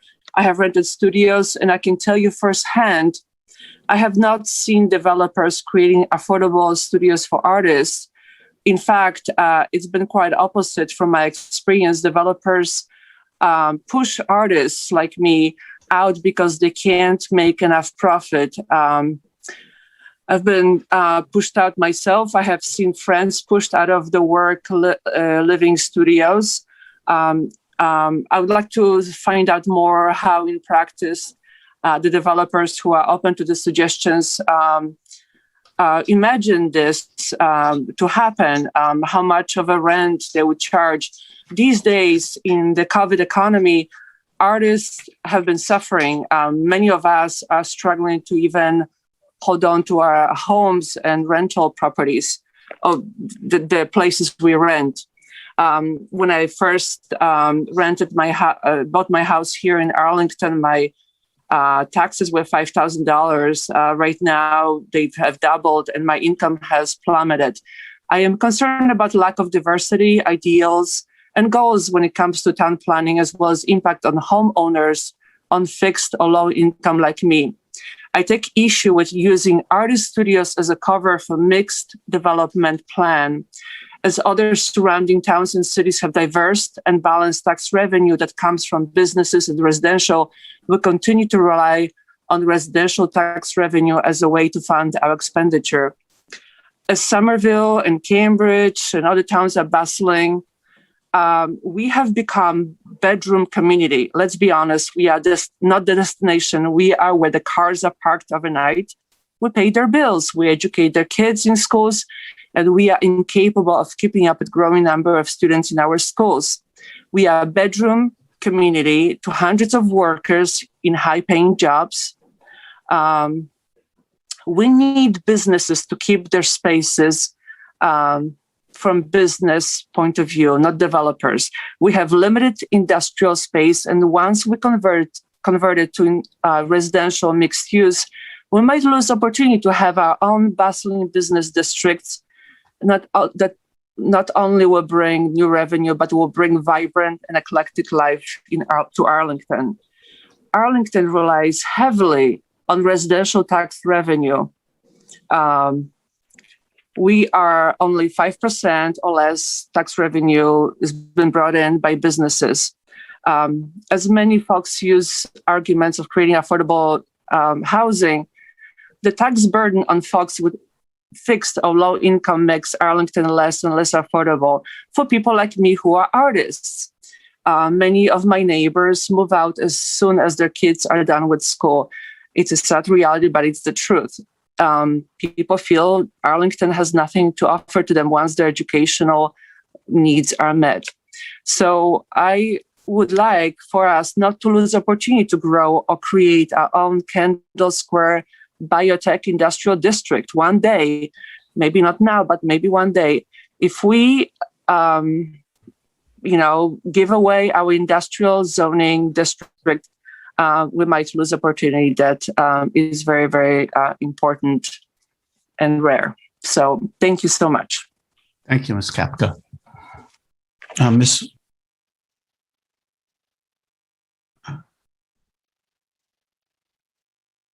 Deborah Butler.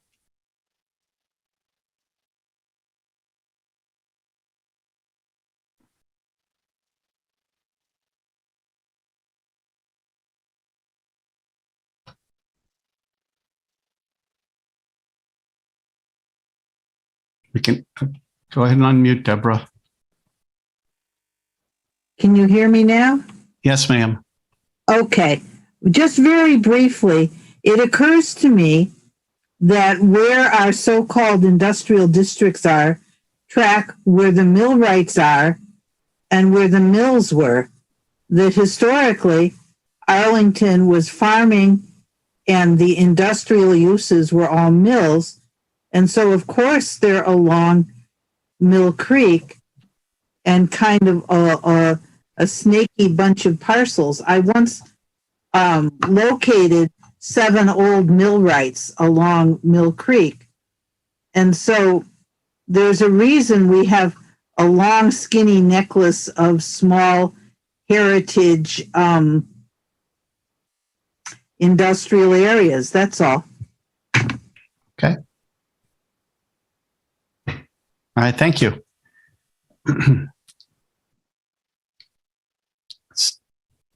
Stephanie Ford Weems.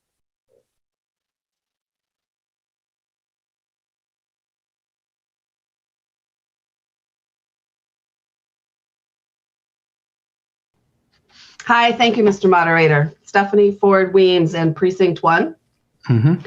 I have a question and then some thoughts on the using the industrial property for housing. First, my question is, will the housing units be allowed to be sold as condominiums or only as rental units? Mr. Heim, is there a restriction on ownership of the units?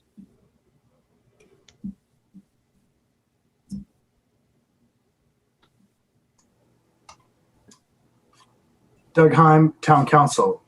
No, I don't believe there's a restriction as to whether they're rental or ownership. I'd be open to a correction on that point by the ARB folks, but I don't think there's a restriction on that point.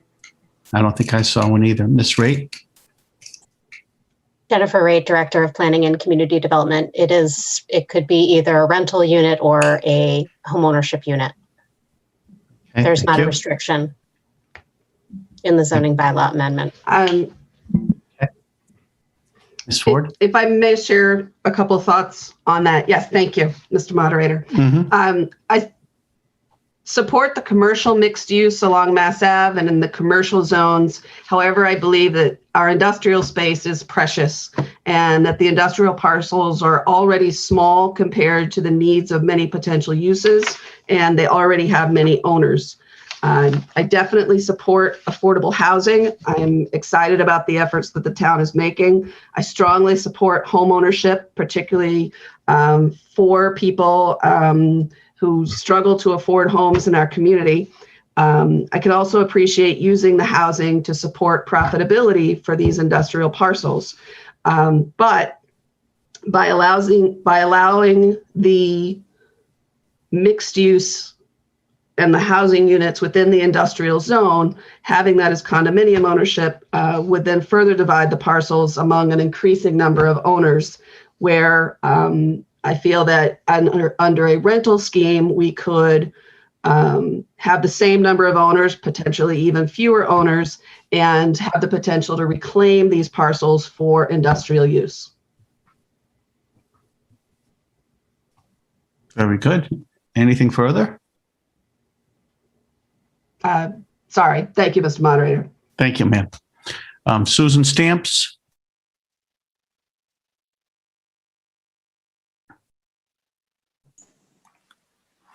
Hi, Susan Stamps, Precinct 3. Can you hear me okay? Yes, ma'am. Thank you. This has been a very confusing discussion, and I think in my own mind, it's been resolved that the only residential use here is artists' work/live spaces. I know last week when we were discussing this, there were visions of all kinds of housing developments going up on this industrial space, and clearly that's not what we're talking about. It seems like a good idea to me. I was interested in the previous person who spoke, who is an artist, who was against having the live-work spaces, and I'm not sure I understood why she would be against that. It sounds like a great idea to me. Perhaps there's a fear that once artists start living and working there, that it will make the whole place seem like a lot cooler, and then the prices are going to go up. I'm not sure we can do anything about that. If anybody can speak to that concern, that would be appreciated. Thank you.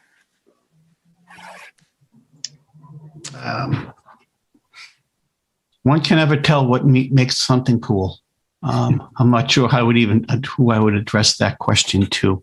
Mr. Moderator. Ma'am, Ms. Raitt.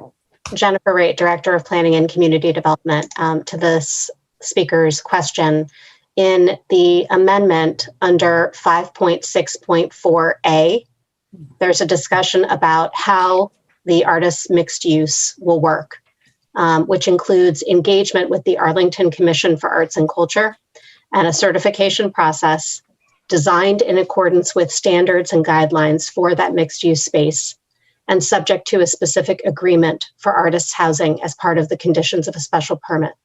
So I think that as part of that process, we will be able to engage in this sort of deeper discussion and get to some of the questions that you're asking, but led by and guided by the Commission for Arts and Culture, who works directly with artists.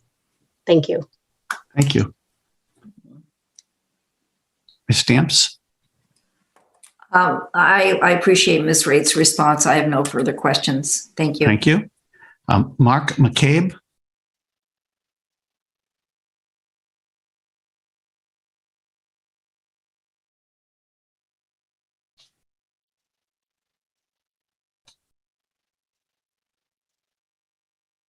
Me? Yes, Mr. McCabe. Okay, thank you. I'm sorry. Mark McCabe, Precinct 2. I stand to terminate debate on Article 35 and all matters before it. Okay. It's been seconded. We have a motion to terminate debate on Article 35 and all matters before it. It's been seconded. So we're going to take a vote to terminate debate on Article 35.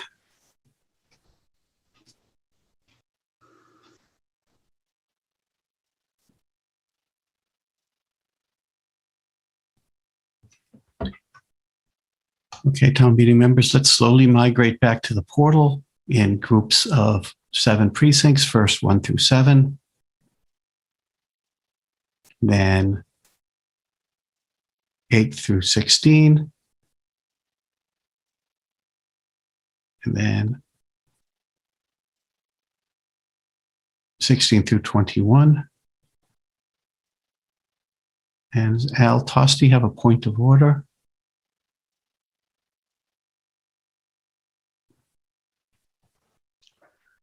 Yes, Mr. Moderator. Not sure if this is a point of order, but I think it's really important. I think town meeting is moving towards voting on this under a misunderstanding. Is the only residential use that's allowed by this redevelopment board motion artist studios? Well, not necessarily studios, but artists, mixed use, studio / workspace, live space. Because that's not what the vote says. Okay, well, let's mix well,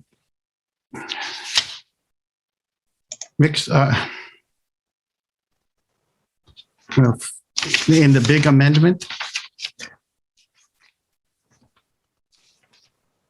That's what we just clarified, I thought, Mr. Tosti.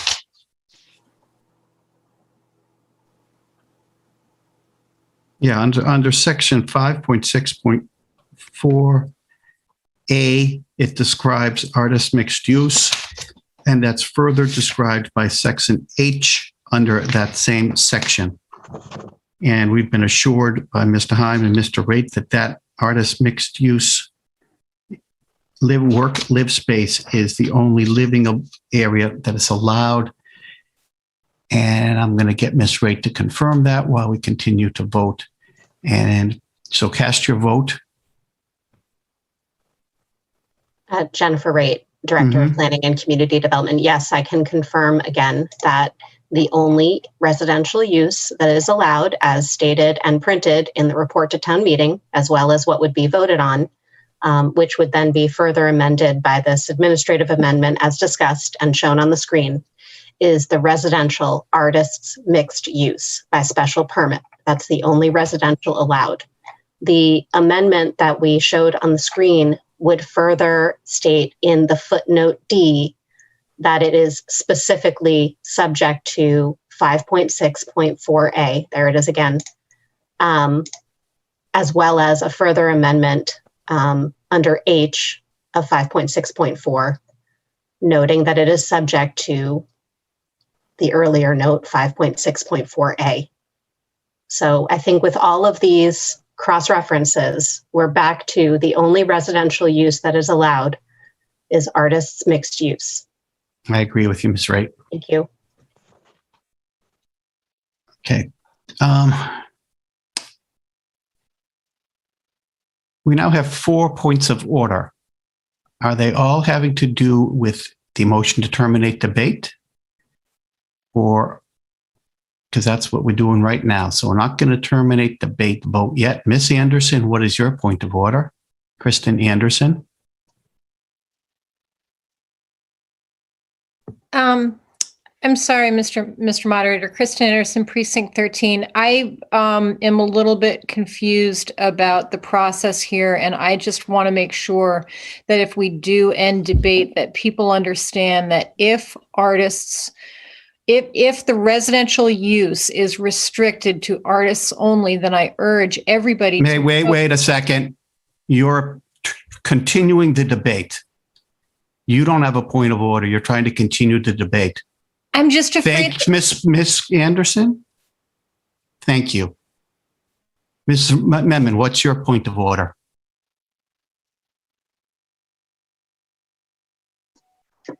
Zarina Memon, Precinct 21. I just want, again, the clarification that the residential use— I'm sorry, let me finish my point. I'm sorry.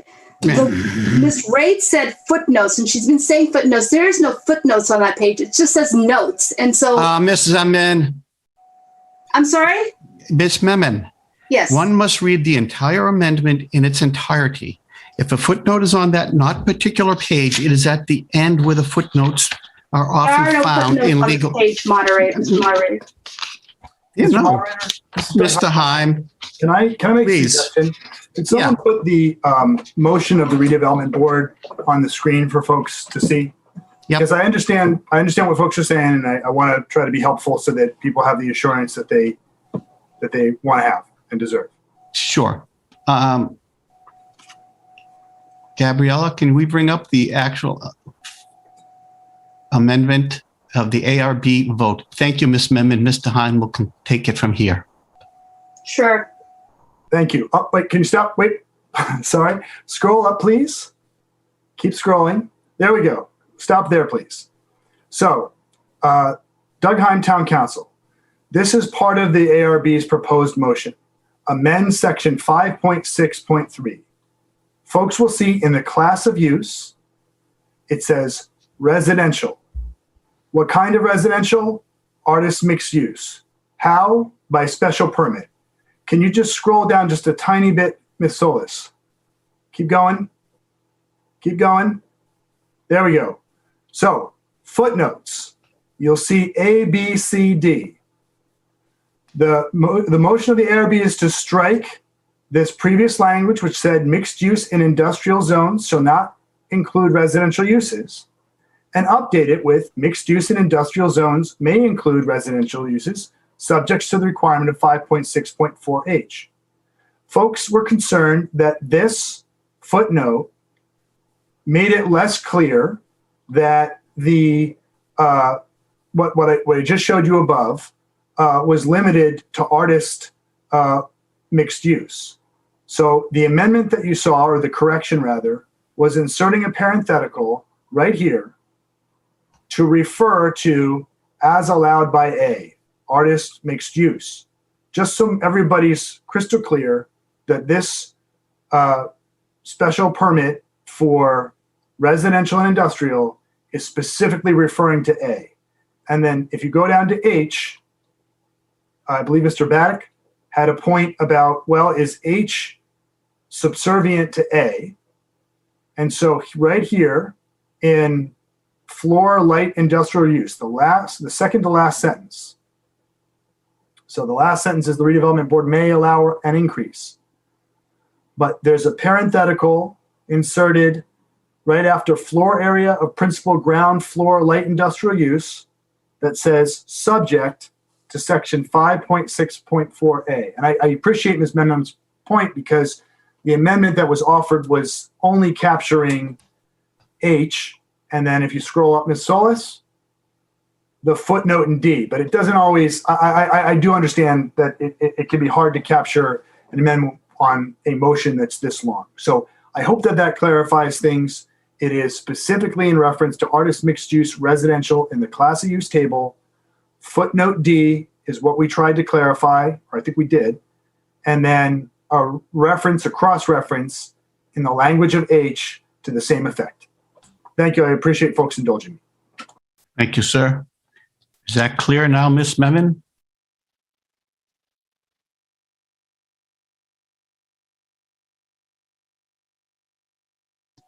Okay.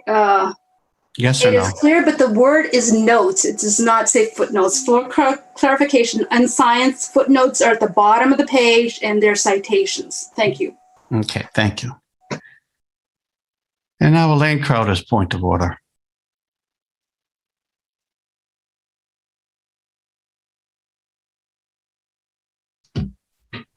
What's your point of order, Ms. Crowder? Yes, Elaine Crowder, Precinct 19. There was one other footnote, actually, under the note section, note D, just above add section 5.6.4. And that cross-references what we now have sort of a circular cross-reference. Mixed use in industrial zones may include residential uses subject to the requirements of Section 5.6.4.H, and I'm wondering why it also is not mentioning Section 5.6.3 residential class of use.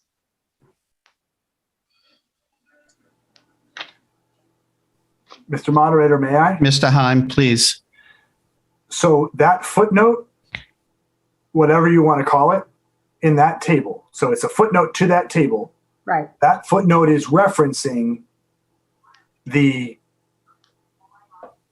class of use artist residential. So that's what the footnote is referencing.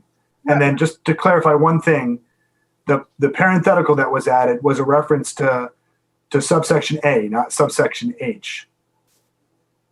So it's just making clear that when we're talking about residential, the only thing we're talking about is artist live workspaces. May I ask a follow-up question? Well, that's not really a point of order then, is it? No, it's not. Okay. I'm not trying to You're continuing debate.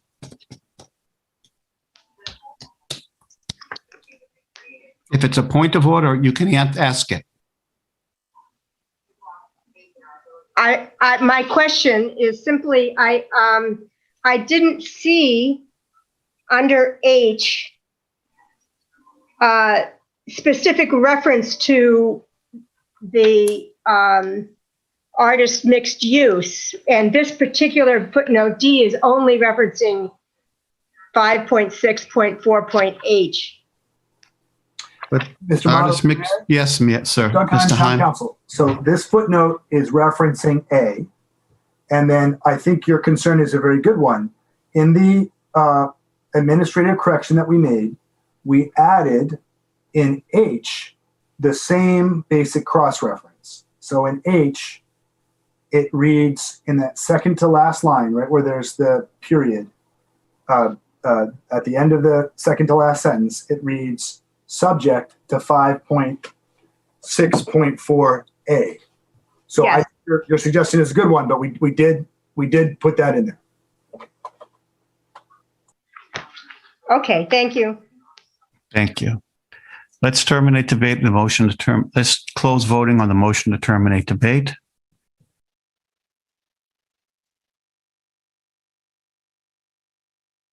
Motion to terminate debate passes. 181 the affirmative, 53 in the negative to vote to terminate debate, and I so declare it. Once we cycle through the screens, we're going to start first with Mr. Peter Gast's amendment. We'll vote on Mr. Gast's amendment, up or down.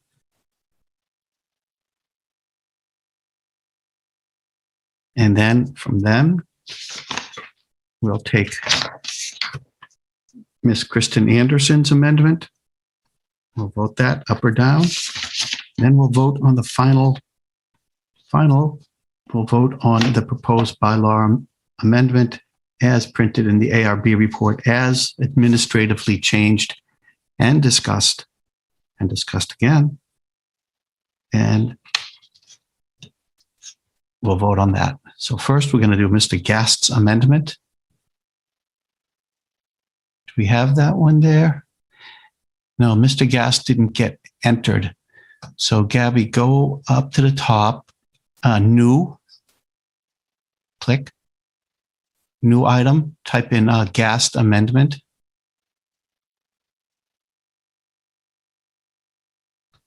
Over there, article, oh, wait, you got to go back and, yeah, or we have to type in the new box, yeah, but to your left, Article 35 amendment. You got to type that in there, I think, to the left box. Yeah. I'm putting my cursor on it. You can't see my cursor, can you? So this box here, Mr. Yes. Warren? Yes. Can you type in Article? You can type anything in. I think it's just okay. a selection. All right. We'll just have to fix that afterwards. Yep.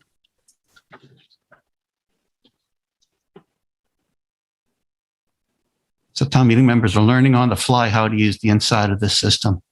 So now we're going to bring up Mr. Peter Gast's amendment. It should now be down below. No, in order.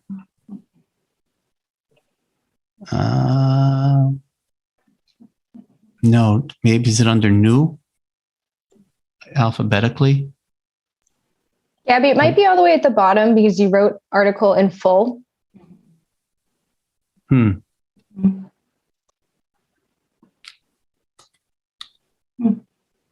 Scroll up, Gabby.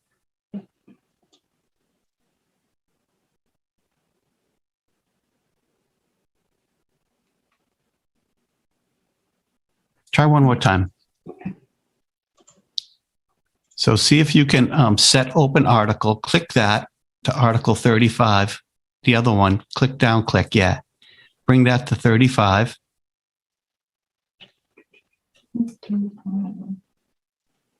Yes, there. And there you go. So now submit that. Maybe that will create it.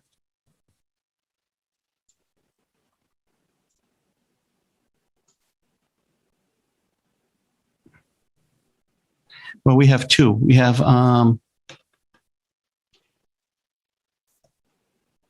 shoot.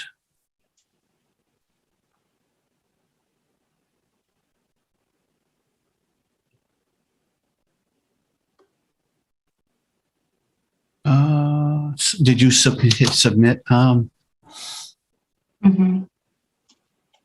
there's no confirm action button anywhere, right? No.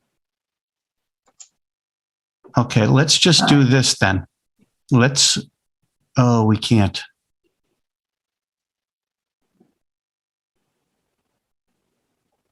Amend majority. Here? Let's just pick one of those out. Okay. Now do the Peter Gast amendment. submit that.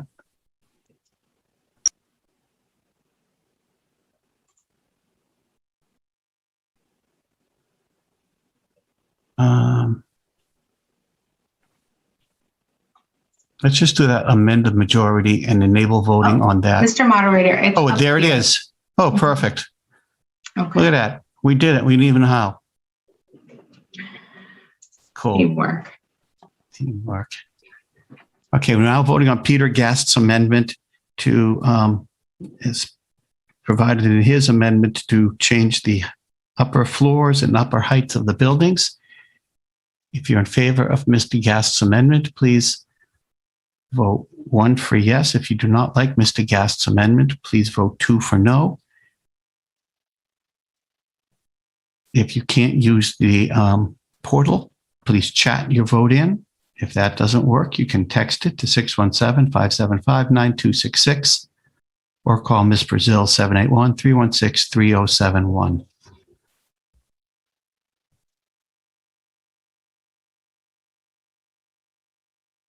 And we have 2 points of order now. Mr. John Warden.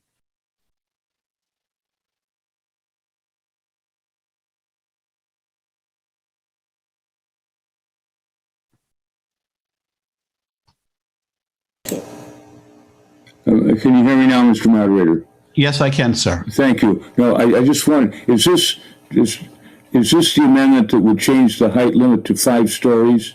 Yes, it is, sir. Just so people know what exactly we're voting on. Yep. Thank you, Mr. Yes. Moderator. This one to change it to 5 stories. Ms. Bloom, what's your point of order?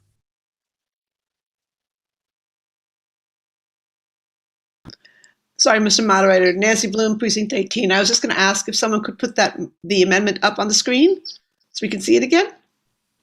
Is that possible? Yeah. Thank you. Thank you.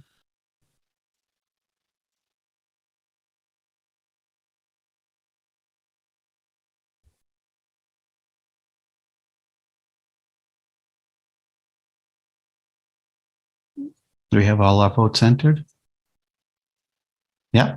Okay. Let's go back to the voting screen. We can close voting.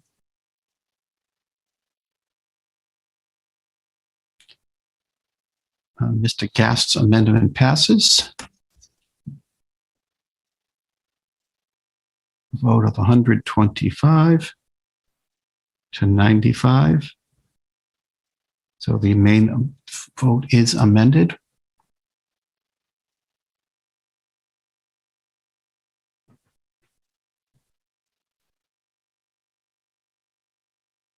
Okay, once we run through the screens, we'll take a vote on Ms. Anderson's amendment. Maybe we should put that up on the screen for a second after we can put it up now, actually. Yeah.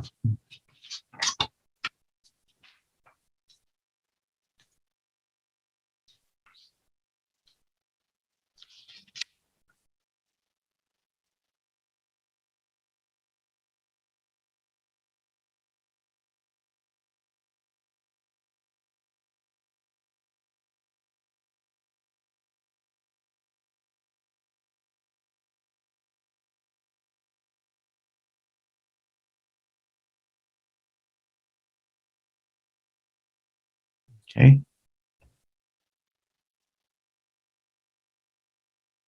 So we're going to open voting and then we'll show Ms. Anderson's amendment. Ms. Anderson's amendment, to paraphrase, would not allow any residential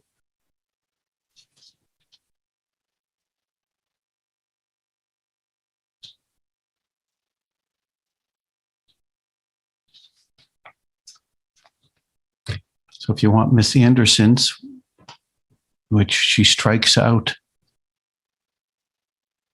artist mixed use, she strikes the following. She does not allow that. So mixed use development is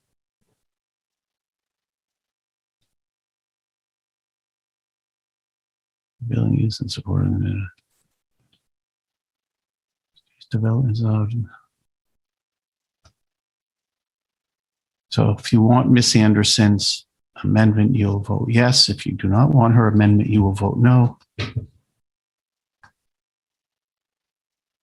If you can't use the portal, please use the chat feature or text it in.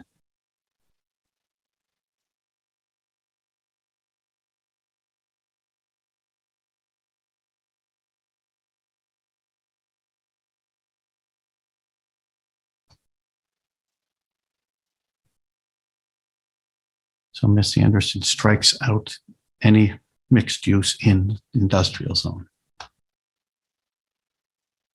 Okay, let's go back to the voting screen. As soon as we enter our chat votes, we're all set. Let's close voting.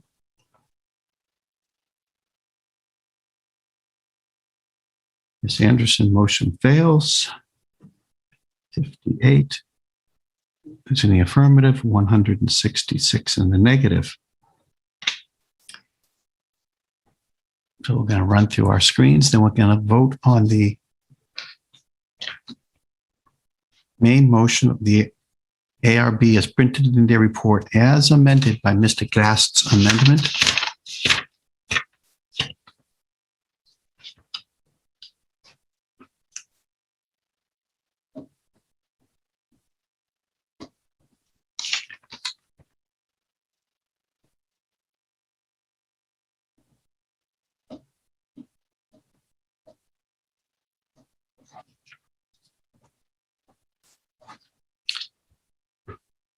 Okay. Now I'm going to vote, excuse me, Article 35, the recommended vote of the ARB as amended by Mr. Gast's amendment. I'm going to enable voting, so migrate over, groups of 3.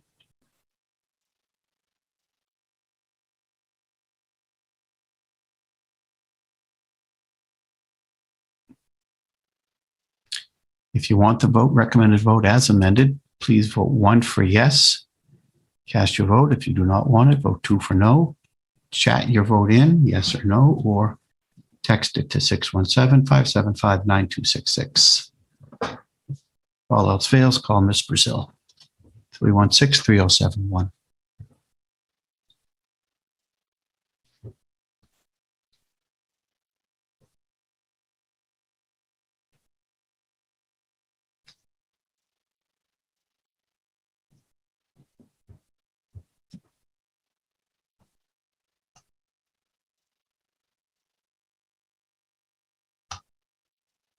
We're voting on the Article 35, recommended vote of the ARB as amended.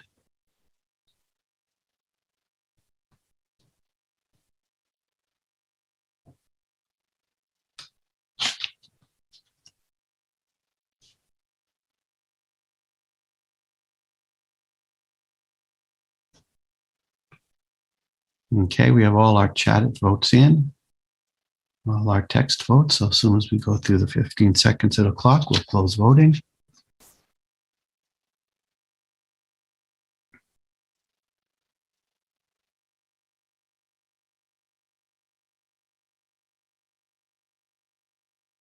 And close voting.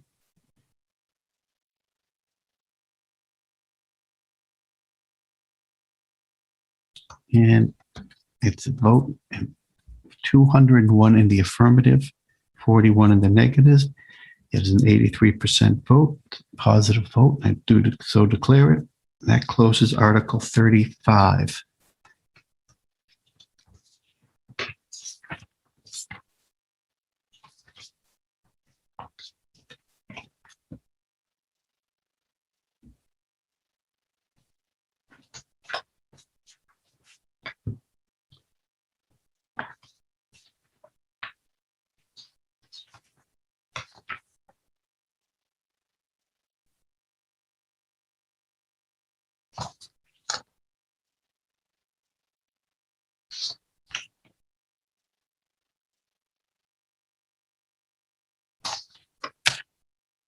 The next article is Article 38, 36, and 37. We're on the consent agenda.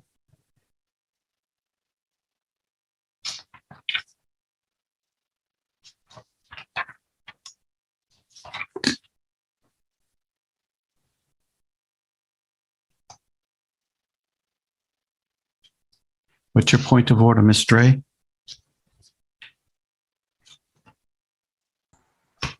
Good evening, Mr. Moderator. Elizabeth Dre, Precinct 8. I rise because I am concerned about the tenor of the exchange that you had with Ms. Kepka. It was Really? Yes, really. And Ms. Dre. I know that this is political suicide, but I have been sitting with this and the way that you spoke to her. Ms. Dre. Yes. So instead, It's been eight frustrating nights, very yes. slow. And when the point of order is, I called Ms. Kepka under this request to speak, not under her point of order. I didn't see her point of order. I put out her request to speak, and she started speaking to a point of order, which I didn't understand why she was doing that. And when I'm speaking, I speak. When someone else is speak, they speak.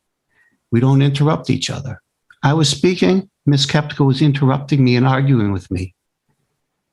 My prerogative is to ask her to be quiet, which I did. And when she was speaking, I was quiet. So if you want to bring up a point of order and call me to task about an exchange that we had, I'm not sure why you want to do that. Well, respectfully, You want to call me to carpet? Go ahead, have fun. I'm listening. Mr. Moderator, you set the tone and the tenor of town meeting.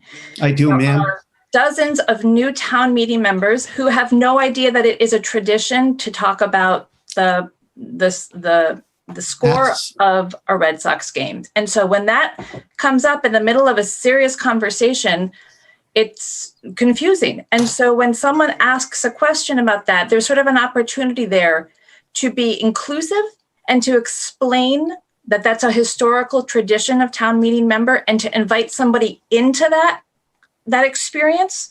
Or there's an opportunity to be exclusive and to say, that's just how we do it. And we're not going to change it. And I feel like Ms. Dre, I hear your point of order. Instead of the first option. Ms. Dre. Well, see, you are interrupting me, even though you said you don't interrupt people. I'm going to mute you in about 2 seconds. I'm sorry? I'm going to mute you. I don't have my gavel. So the only thing I can do is interrupt you. You've brought me to task. I'm sorry. I apologize to Ms. Kepka. I apologize to you. I apologize to the meeting for engaging in a tradition that is very lighthearted and brings some fun to the meeting when we're all under stress. Thank you. It's not the tradition. It's the fact that we were not included in it. Wasn't explained. That's why. It was not a problem with the tradition. It was a problem with the tenor and the tone. I'm sorry, Ms. Dre, if you don't like my tenor. Thank you. Thank you, Mr. Moderator. Thank you. Mr. Marr, what's your point of order?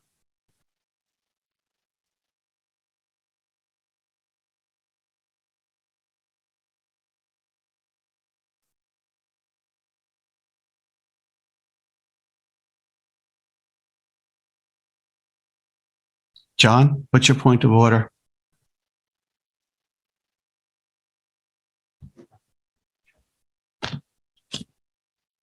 Unmute John.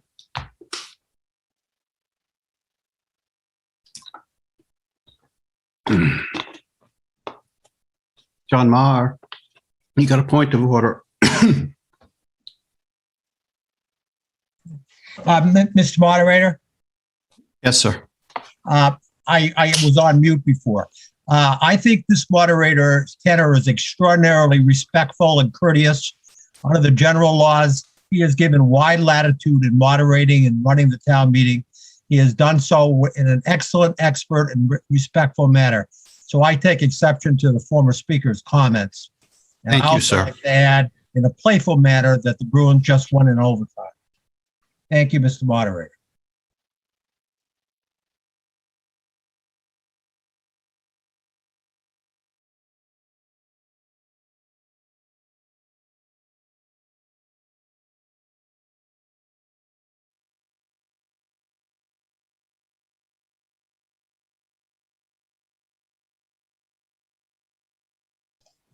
Mr. Moderator, you're muted.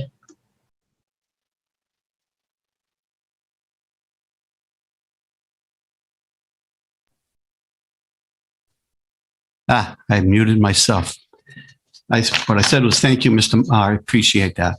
And we have before us Article 38. I was about to call up Ms. Zembury. If these Mr. Jelcut and Mr. Vackel's points of order are about my behavior and the previous two speakers, I would rather not entertain that line of questioning any further. If it's about something else having to do with Article 38, I'll gladly entertain it. Mr. Jelcut?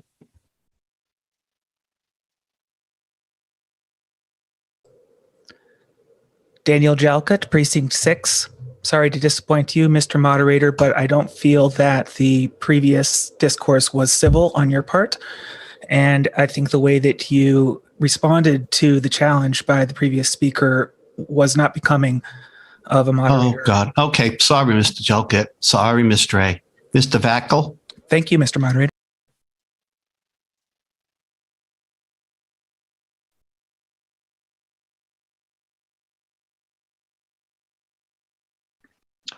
Sanjay Vakil, Town Meeting Member, Precinct 12. There are two amendments on the floor for this article. They are largely duplicative. I would like to remove mine to hopefully speed up the meeting. Thank you, sir. Okay. On Article 38, your amendment hadn't been entered yet, so it's not before us, but we'll take that into consideration. Thank you very much. Appreciate that. Ms. Zembury, do you wish to address Article 38? Thank you, Mr. Moderator. Rachel Zembury, Chair of the Arlington Redevelopment Board. Article 38 is a zoning bylaw amendment inserted at the request of the Redevelopment Board relative to energy efficient homes on non-conforming lots. The ARB voted to recommend action 5-0. Would you please play the video presentation that was pre-recorded? Yes, thank you. Thank you.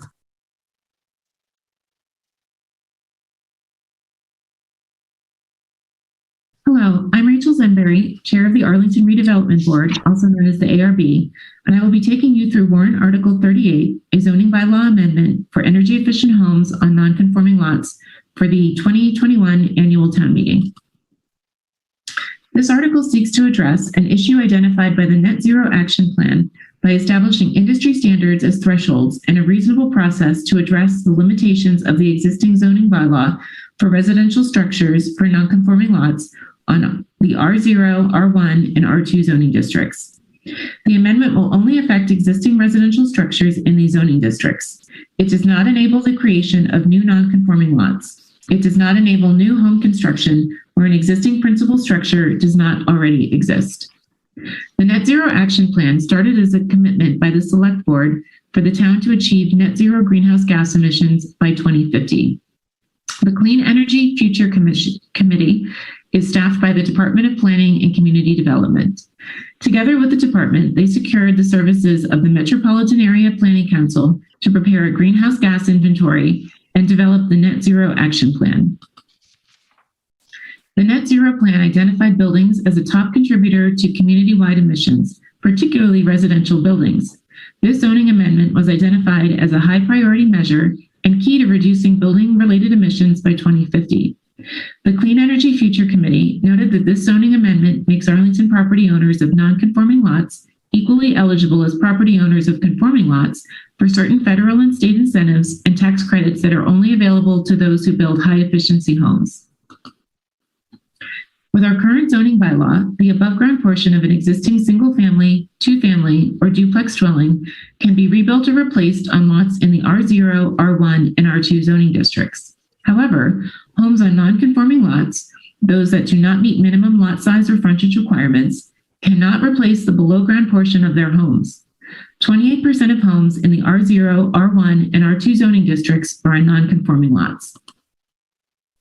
Most of Arlington's residential inventory is older and not energy efficient. On this chart, higher means less efficient.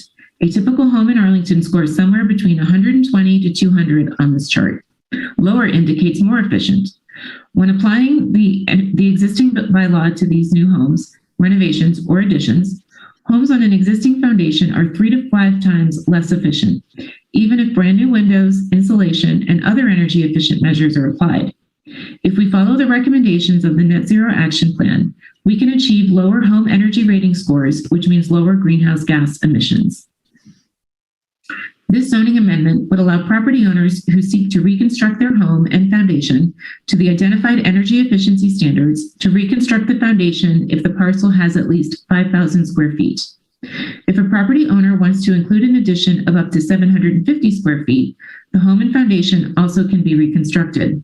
If the property owner wants to include an addition of over 750 square feet, the property owner will still need a special permit from the ZBA in accordance with Section 5.4.2 B6 on large additions. A special permit is also needed if the lot has less than 5,000 square feet and there is an existing structure. This amendment would not create new non-conforming lots or allow new home construction where an existing principal structure does not already exist. This amendment only applies to existing buildings with foundations in R0, R1, and R2 zoning districts. The ARB voted 5-0 at our April 5th meeting to recommend favorable action on Article 38. Thank you. Thank you, Mr. Sempri. Anything else? Yes, Mr. Moderator. I believe that Dave Levy, a town meeting member and member of the Clean Energy Future Committee, would like to offer further remarks. Yes.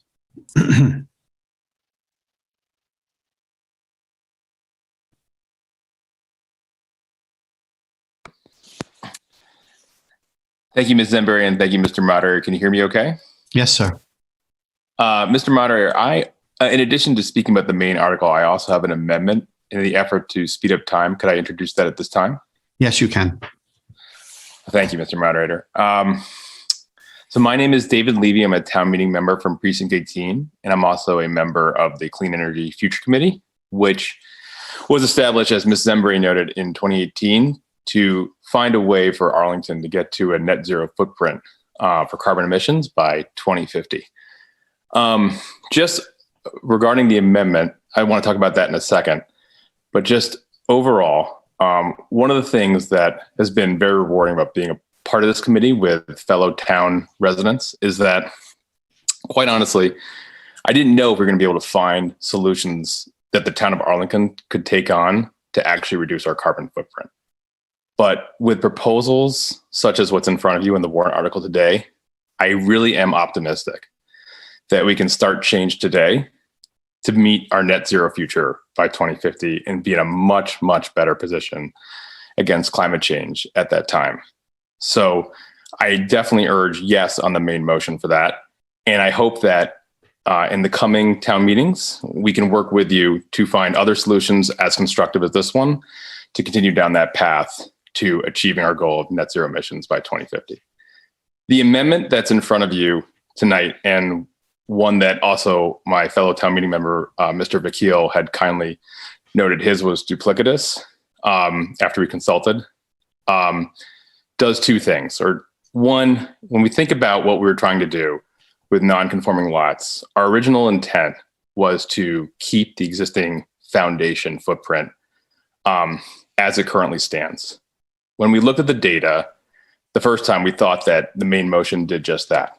However, upon further review of the data, we realized that some housing in Arlington could expand their foundation footprint, and that was not the original intent of our article at this time. So by voting yes on the amendment, what we're saying is that if you're in a non-conforming lot and would like to rebuild your foundation as part of your effort to build a energy efficient house, the foundation footprint must stay exactly the same. This way, we think we're striking a good bargain with existing foundation footprints in Arlington. And the benefit to the town as well is achieving that many more households that may be rebuilt in some capacity that are that much more energy efficient for the net. So by 2050, we have a much, much more energy efficient household stock. The way I think about this, why the foundation is so important, it's almost like having a terrific Yeti mug or cooler, but leaving the lid off or the cooler, open, cooler top open. Essentially, the foundation has to fit with the house. You need that seal to make sure you're not leaking energy in the hot summer days or the cold winter nights. It's very important. And I think this is the right balance for the town. And with that, I'd be happy to answer any questions, if so called upon. And thank you, Mr. Moderator, for my time. Thank you, sir.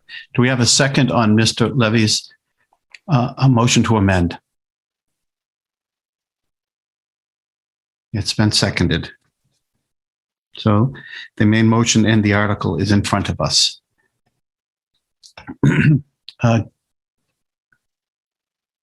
James DiTullio.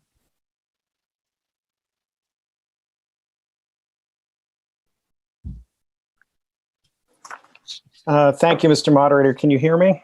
Yes, sir. Okay, thank you. James DiTullio, Precinct 12. I rise virtually tonight to offer my strong, unabashed, and total support for Article 38 and Mr. Levy's amendment to it. As a town meeting member and a member of Arlington's Clean Energy Future Committee, I urge approval of this article and the amendment by town meeting, hopefully tonight. I cannot stress enough the importance of passing Article 38. If I drive home only one point to you this evening, let it be this. Article 38 is absolutely essential if Arlington has any shot at reaching its ambitious net zero emissions goal by 2050.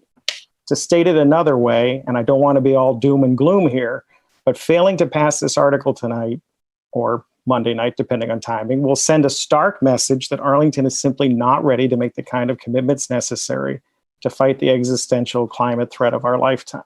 Now, I'll return to that point in a minute. But it's important to note that this warrant article is the culmination of years of research and work representing the efforts of dozens of dedicated climate and energy experts and activists. It was recommended by the Clean Energy Future Committee in its recently released Net Zero Action Plan as a high priority measure to enable Arlington homes to become much more energy efficient. It's been endorsed by the ARB, the Select Board, many community groups, and local climate activists. It's a very good complement to Article 5 that passed town meeting overwhelmingly last fall, which prohibited fossil fuel energy in new constructions or major renos. I won't repeat the details of the article, which the ARB's video summarized quite nicely, but I will try to put the details into context. About 60% of Arlington's emissions come from buildings. Around 50% of Arlington residential buildings are in non-conforming lots, and under current zoning law, the owners of those roughly 50% of homes not allowed to replace their foundations when they're rebuilding their homes. It's not even an option for them. That essentially means that those homeowners are simply not allowed to ever replace their basements if they want to make their homes highly energy efficient. That's just not right. It's not fair to the homeowners, and it's highly detrimental to the town when we're essentially giving up on 50% of our homes, relegating them to permanent energy inefficiency. This article would allow homeowners on the roughly 50% of residential lots in Arlington that are classified as non-conforming to replace their foundations when they are rebuilding their homes. But here's the best part. In return, the homeowner would need to make their home very energy efficient by making it net zero energy ready. Everybody wins. At present, homeowners on non-conforming lots are prohibited from ever replacing their foundations when rebuilding the above-ground portion of their house. Poorly insulated foundations prevent otherwise highly insulated homes from becoming very energy efficient. I can personally attest to this fact. Despite re-insulating our home and installing air source heat pumps in recent years, our home is still a long way from energy efficiency. And through investigation, we now know that it's due to our drafty circa 1912 basement. Think about it this way. Attempting to make your home net zero without addressing the foundation is like wearing a down jacket and Bermuda shorts as you step out into a blizzard. You'll be somewhat comfortable from the waist up for a little while, but the lack of covering down below will eventually catch up with you. It's not going to be a pretty picture. I'd also like to just very briefly address some of the concerns that this article might encourage teardowns. Article 38, if inclusive of Mr. Levy's amendment, doesn't change any rules above the ground. A homeowner could not build a bigger house than is allowed today. And here's two reasons why I don't think you have to worry about teardowns in approving this article. The level of performance required to achieve a HERS score of 44, which this article would require, is currently outside the comfort zone of a speculative developer. Moreover, limiting the ability to build a bigger house, which which this article would do, undercuts the economic incentive for a developer to tear down. If you're worried about tear downs leading to McMansions, you need not worry about Article 38. Now, I hope you'll just indulge me for about 20 seconds here. I'd like to flash forward to May 19th, 2050, exactly 29 years from today. Let's say there's a big celebration on the steps of Town Hall where local officials and residents are gathered to mark Arlington's official designation as a net zero emission community. It's a joyous party filled with a lot of laughter and hope for the future. And I imagine as a spry 71-year-old, I'll be there celebrating the accomplishment. I imagine a local reporter will come up to me and say, Mr. DiTullio, as an inaugural member of Arlington's Clean Energy Future Committee in the late 2010s, did you ever think we'd actually reach this milestone? And when did you think it was possible? And I'll say, well, I always knew we could get here. And I first knew it was truly possible exactly 29 years ago today when Arlington's town meeting passed Article 38. That's when I knew we had not just the moral will, but also the political will to do what it takes to get to net zero. It's time that our zoning matches our values in Arlington. And we need to place a much higher value with our homes, respecting the planet and the community we live in. So to conclude, every one of us has to step up and do our part to fight the most important climate battle of our lives. Arlington has put forward a net zero action plan that methodically will get us to net zero by 2050. I need to be very, very clear about this. The plan cannot work and will not work without passage of this article. Failing to pass Article 38 right now will push us back several years. And frankly, folks, we know time is of the essence. We don't have a moment to lose. I strongly urge you to vote for Article 38, including Mr. Levy's amendment, on behalf of the Clean Energy Future Committee. And thank you for allowing me to go a little over the 4 minutes. Thank you, Mr. Moderator. Thank you, Mr. DiTullio. Flynn Monks.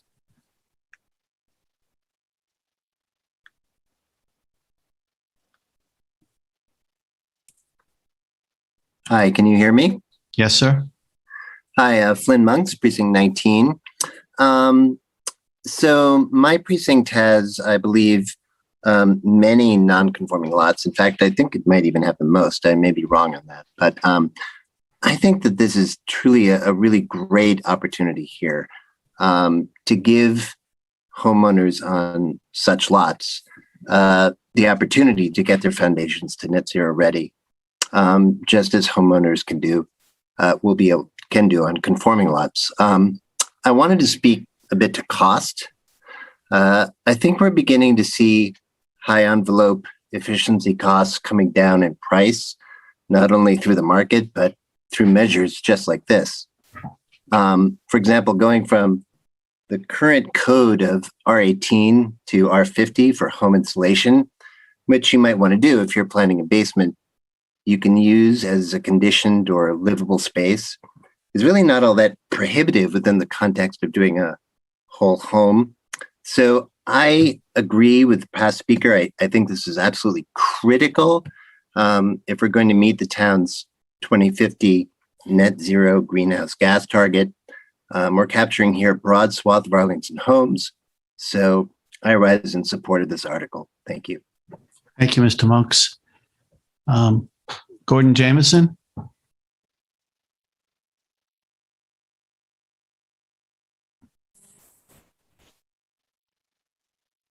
Thank you, Mr. Moderator. Gordon Jamieson, Precinct 12. I want to talk setbacks. So my house is in Precinct 12. Unfortunately, my house is a 60-foot, 6,000 square foot lot. It's conforming.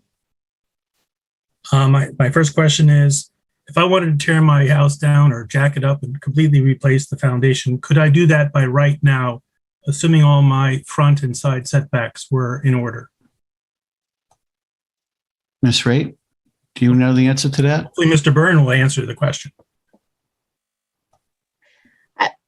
Mr. Moderator, Yes, I would Ms. Raitt.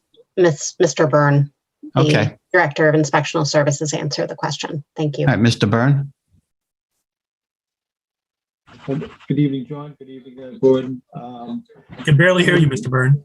Unfortunately, I've had problems with my microphone again. Hope you can hear me now. Better, much better.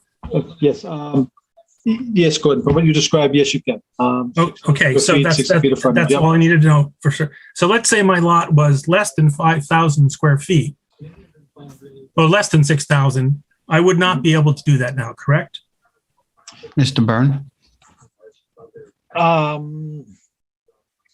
That is, there are some, yes, that's correct. In R1.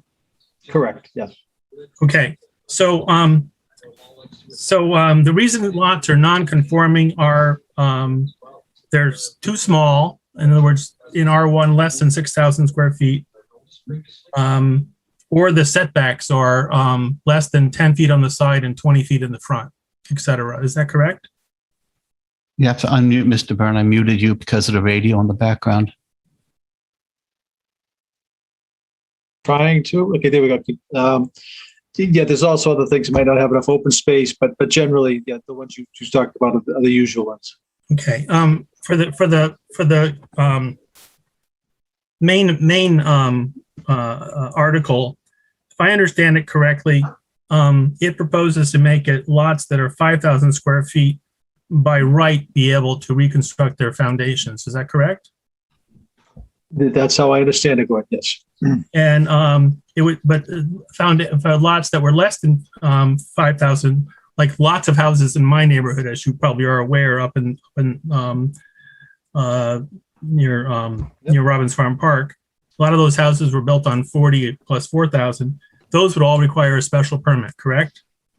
Correct. I understand that was stricken from this, yes. Yep. No, but that's the amendment, but yeah. Okay.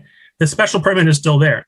The amendments, as I understand it, would mean any lot in town could have its foundation rebuilt. Is that correct? You know, I'd like to leave that to the proponents, Gordon, because Yeah, I get conflicting information on that. Let's ask Mr. Levy what his point is. Mr. Levy? Mr. Moderator, Dave Levy, Town Meeting, Precinct 18. May I address, as Mr. Burns recommended, may I address the question by Mr. Jameson? Yes, that's what we're asking you to do. Okay, thank you. Mr. Jameson and fellow town meeting members, if my amendment passes, what will happen, and the main motion passes, what would happen is that anyone on a non-conforming lot, if their house was approved by if the permits for the house were approved and met a energy efficient score, they could replace the foundation in its current footprint. Right. Yes, assuming it's but they have to make it energy efficient. Okay, and then by special permit, I don't know why that exists after you change your after you make your amendment, but that's immaterial to my questioning. So again, I talked to setbacks. Now I have two figures that were submitted that those could be displayed. I have actually four, but there's some figures that are in the bottom of the amendment. If those could be presented to the body. We're going to look for them. And while they're looking for them, it's at the bottom of the article. If Solus opens that up, it's at the very bottom. I submitted them a week or so ago.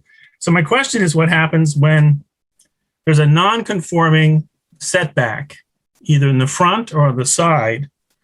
Are we giving someone a carte blanche to rebuild it in that structure, in that location?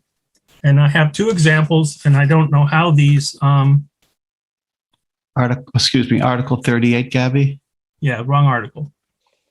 So that hopefully Mr. Byrne can enlighten me on how these were built. And okay, so this is the first house. This is over on 153 Newport in my precinct, one street over. My estimation is that the setback on the right side of the house here is less than 10 feet. I know the neighbors to the right are not happy. I'm all for new growth. Actually, I sort of like the looks of the house. I looked in the side when it's being built. It's really quite nicely done. So and I assume that this looks like it's all new foundation. How is this house built under our existing zoning laws? Is that within the scope of this article?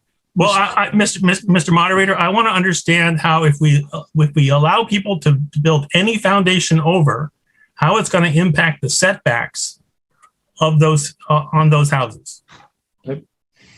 Mr. Byrne? Yeah, I'll give it a shot, John. Obviously, I'm not prepared for each individual project that's been built in town, but I'm going to guess, it's a guess, that there must have been some pre-existing nonconformity here, and that they were just going up above it, or not extending that nonconformity. And that's just a guess. I don't have the plans in front of me, nor was I prepared for this question tonight. Okay, I had discussed with Council Heim, and he thought he might give me some information. I thought he might have talked with you. I'm sorry, Mr. Byrne, for putting this. No, good. That's fine. Yeah, but I had contacted you at least 3 times by email to ask about this program. Let's continue with your questions. Okay, let's go down. You'll see to the next property. That's the other one. The next one. So this house here, I discovered by chance when there was a detour for some sewer work on Eastern Avenue when I was leaving my area of town. And let's go down to the next one, I guess. So this house, go back up to the other one. This house, no, down, please. This one is clearly not 20 feet back from the road. Okay? And this is a huge house. These are both 3,500 to 4,000 square foot houses. How has this house been able to be built? And in the front here, I see new foundations. Gordon, we're straying quite. But the problem is, if we're going to be able to build the foundation, Mr. Moderator, we're going to have these setbacks just running rampant. So I'll close with what I'm saying is I hope the ARB will come up with some way for when these 4,000 plus square foot houses that obviously have large additions to whatever was there previously, that we can claw back so that they have to then conform to the standard setbacks of that zone in that area of town. Because otherwise you're going to have all these things like this all over town. Anytime there's a non-conforming lot, the foundation is going to give you a carte blanche ticket to do whatever you want. Thank you very much, Mr. Ryder, and I'm sorry to be confrontational about this. Okay, thank you, sir. Mr. Moderator? Yes, sir. Move to adjourn. I was just going to suggest that. I would like to take any points of reconsideration first. If anyone has a point of reconsideration, please use the raise hand feature in Zoom so we can get your attention. Mustafa Verglu. Mr. Monitor, we've had a few questions about the 4 versus 7 minutes. Would you mind clarifying that too? Yeah, I'll address that at the beginning of the next meeting. Okay, thank you. Yeah, okay. So Mr. Verglu, he put his hand down. Amy Slutsky, do you have a?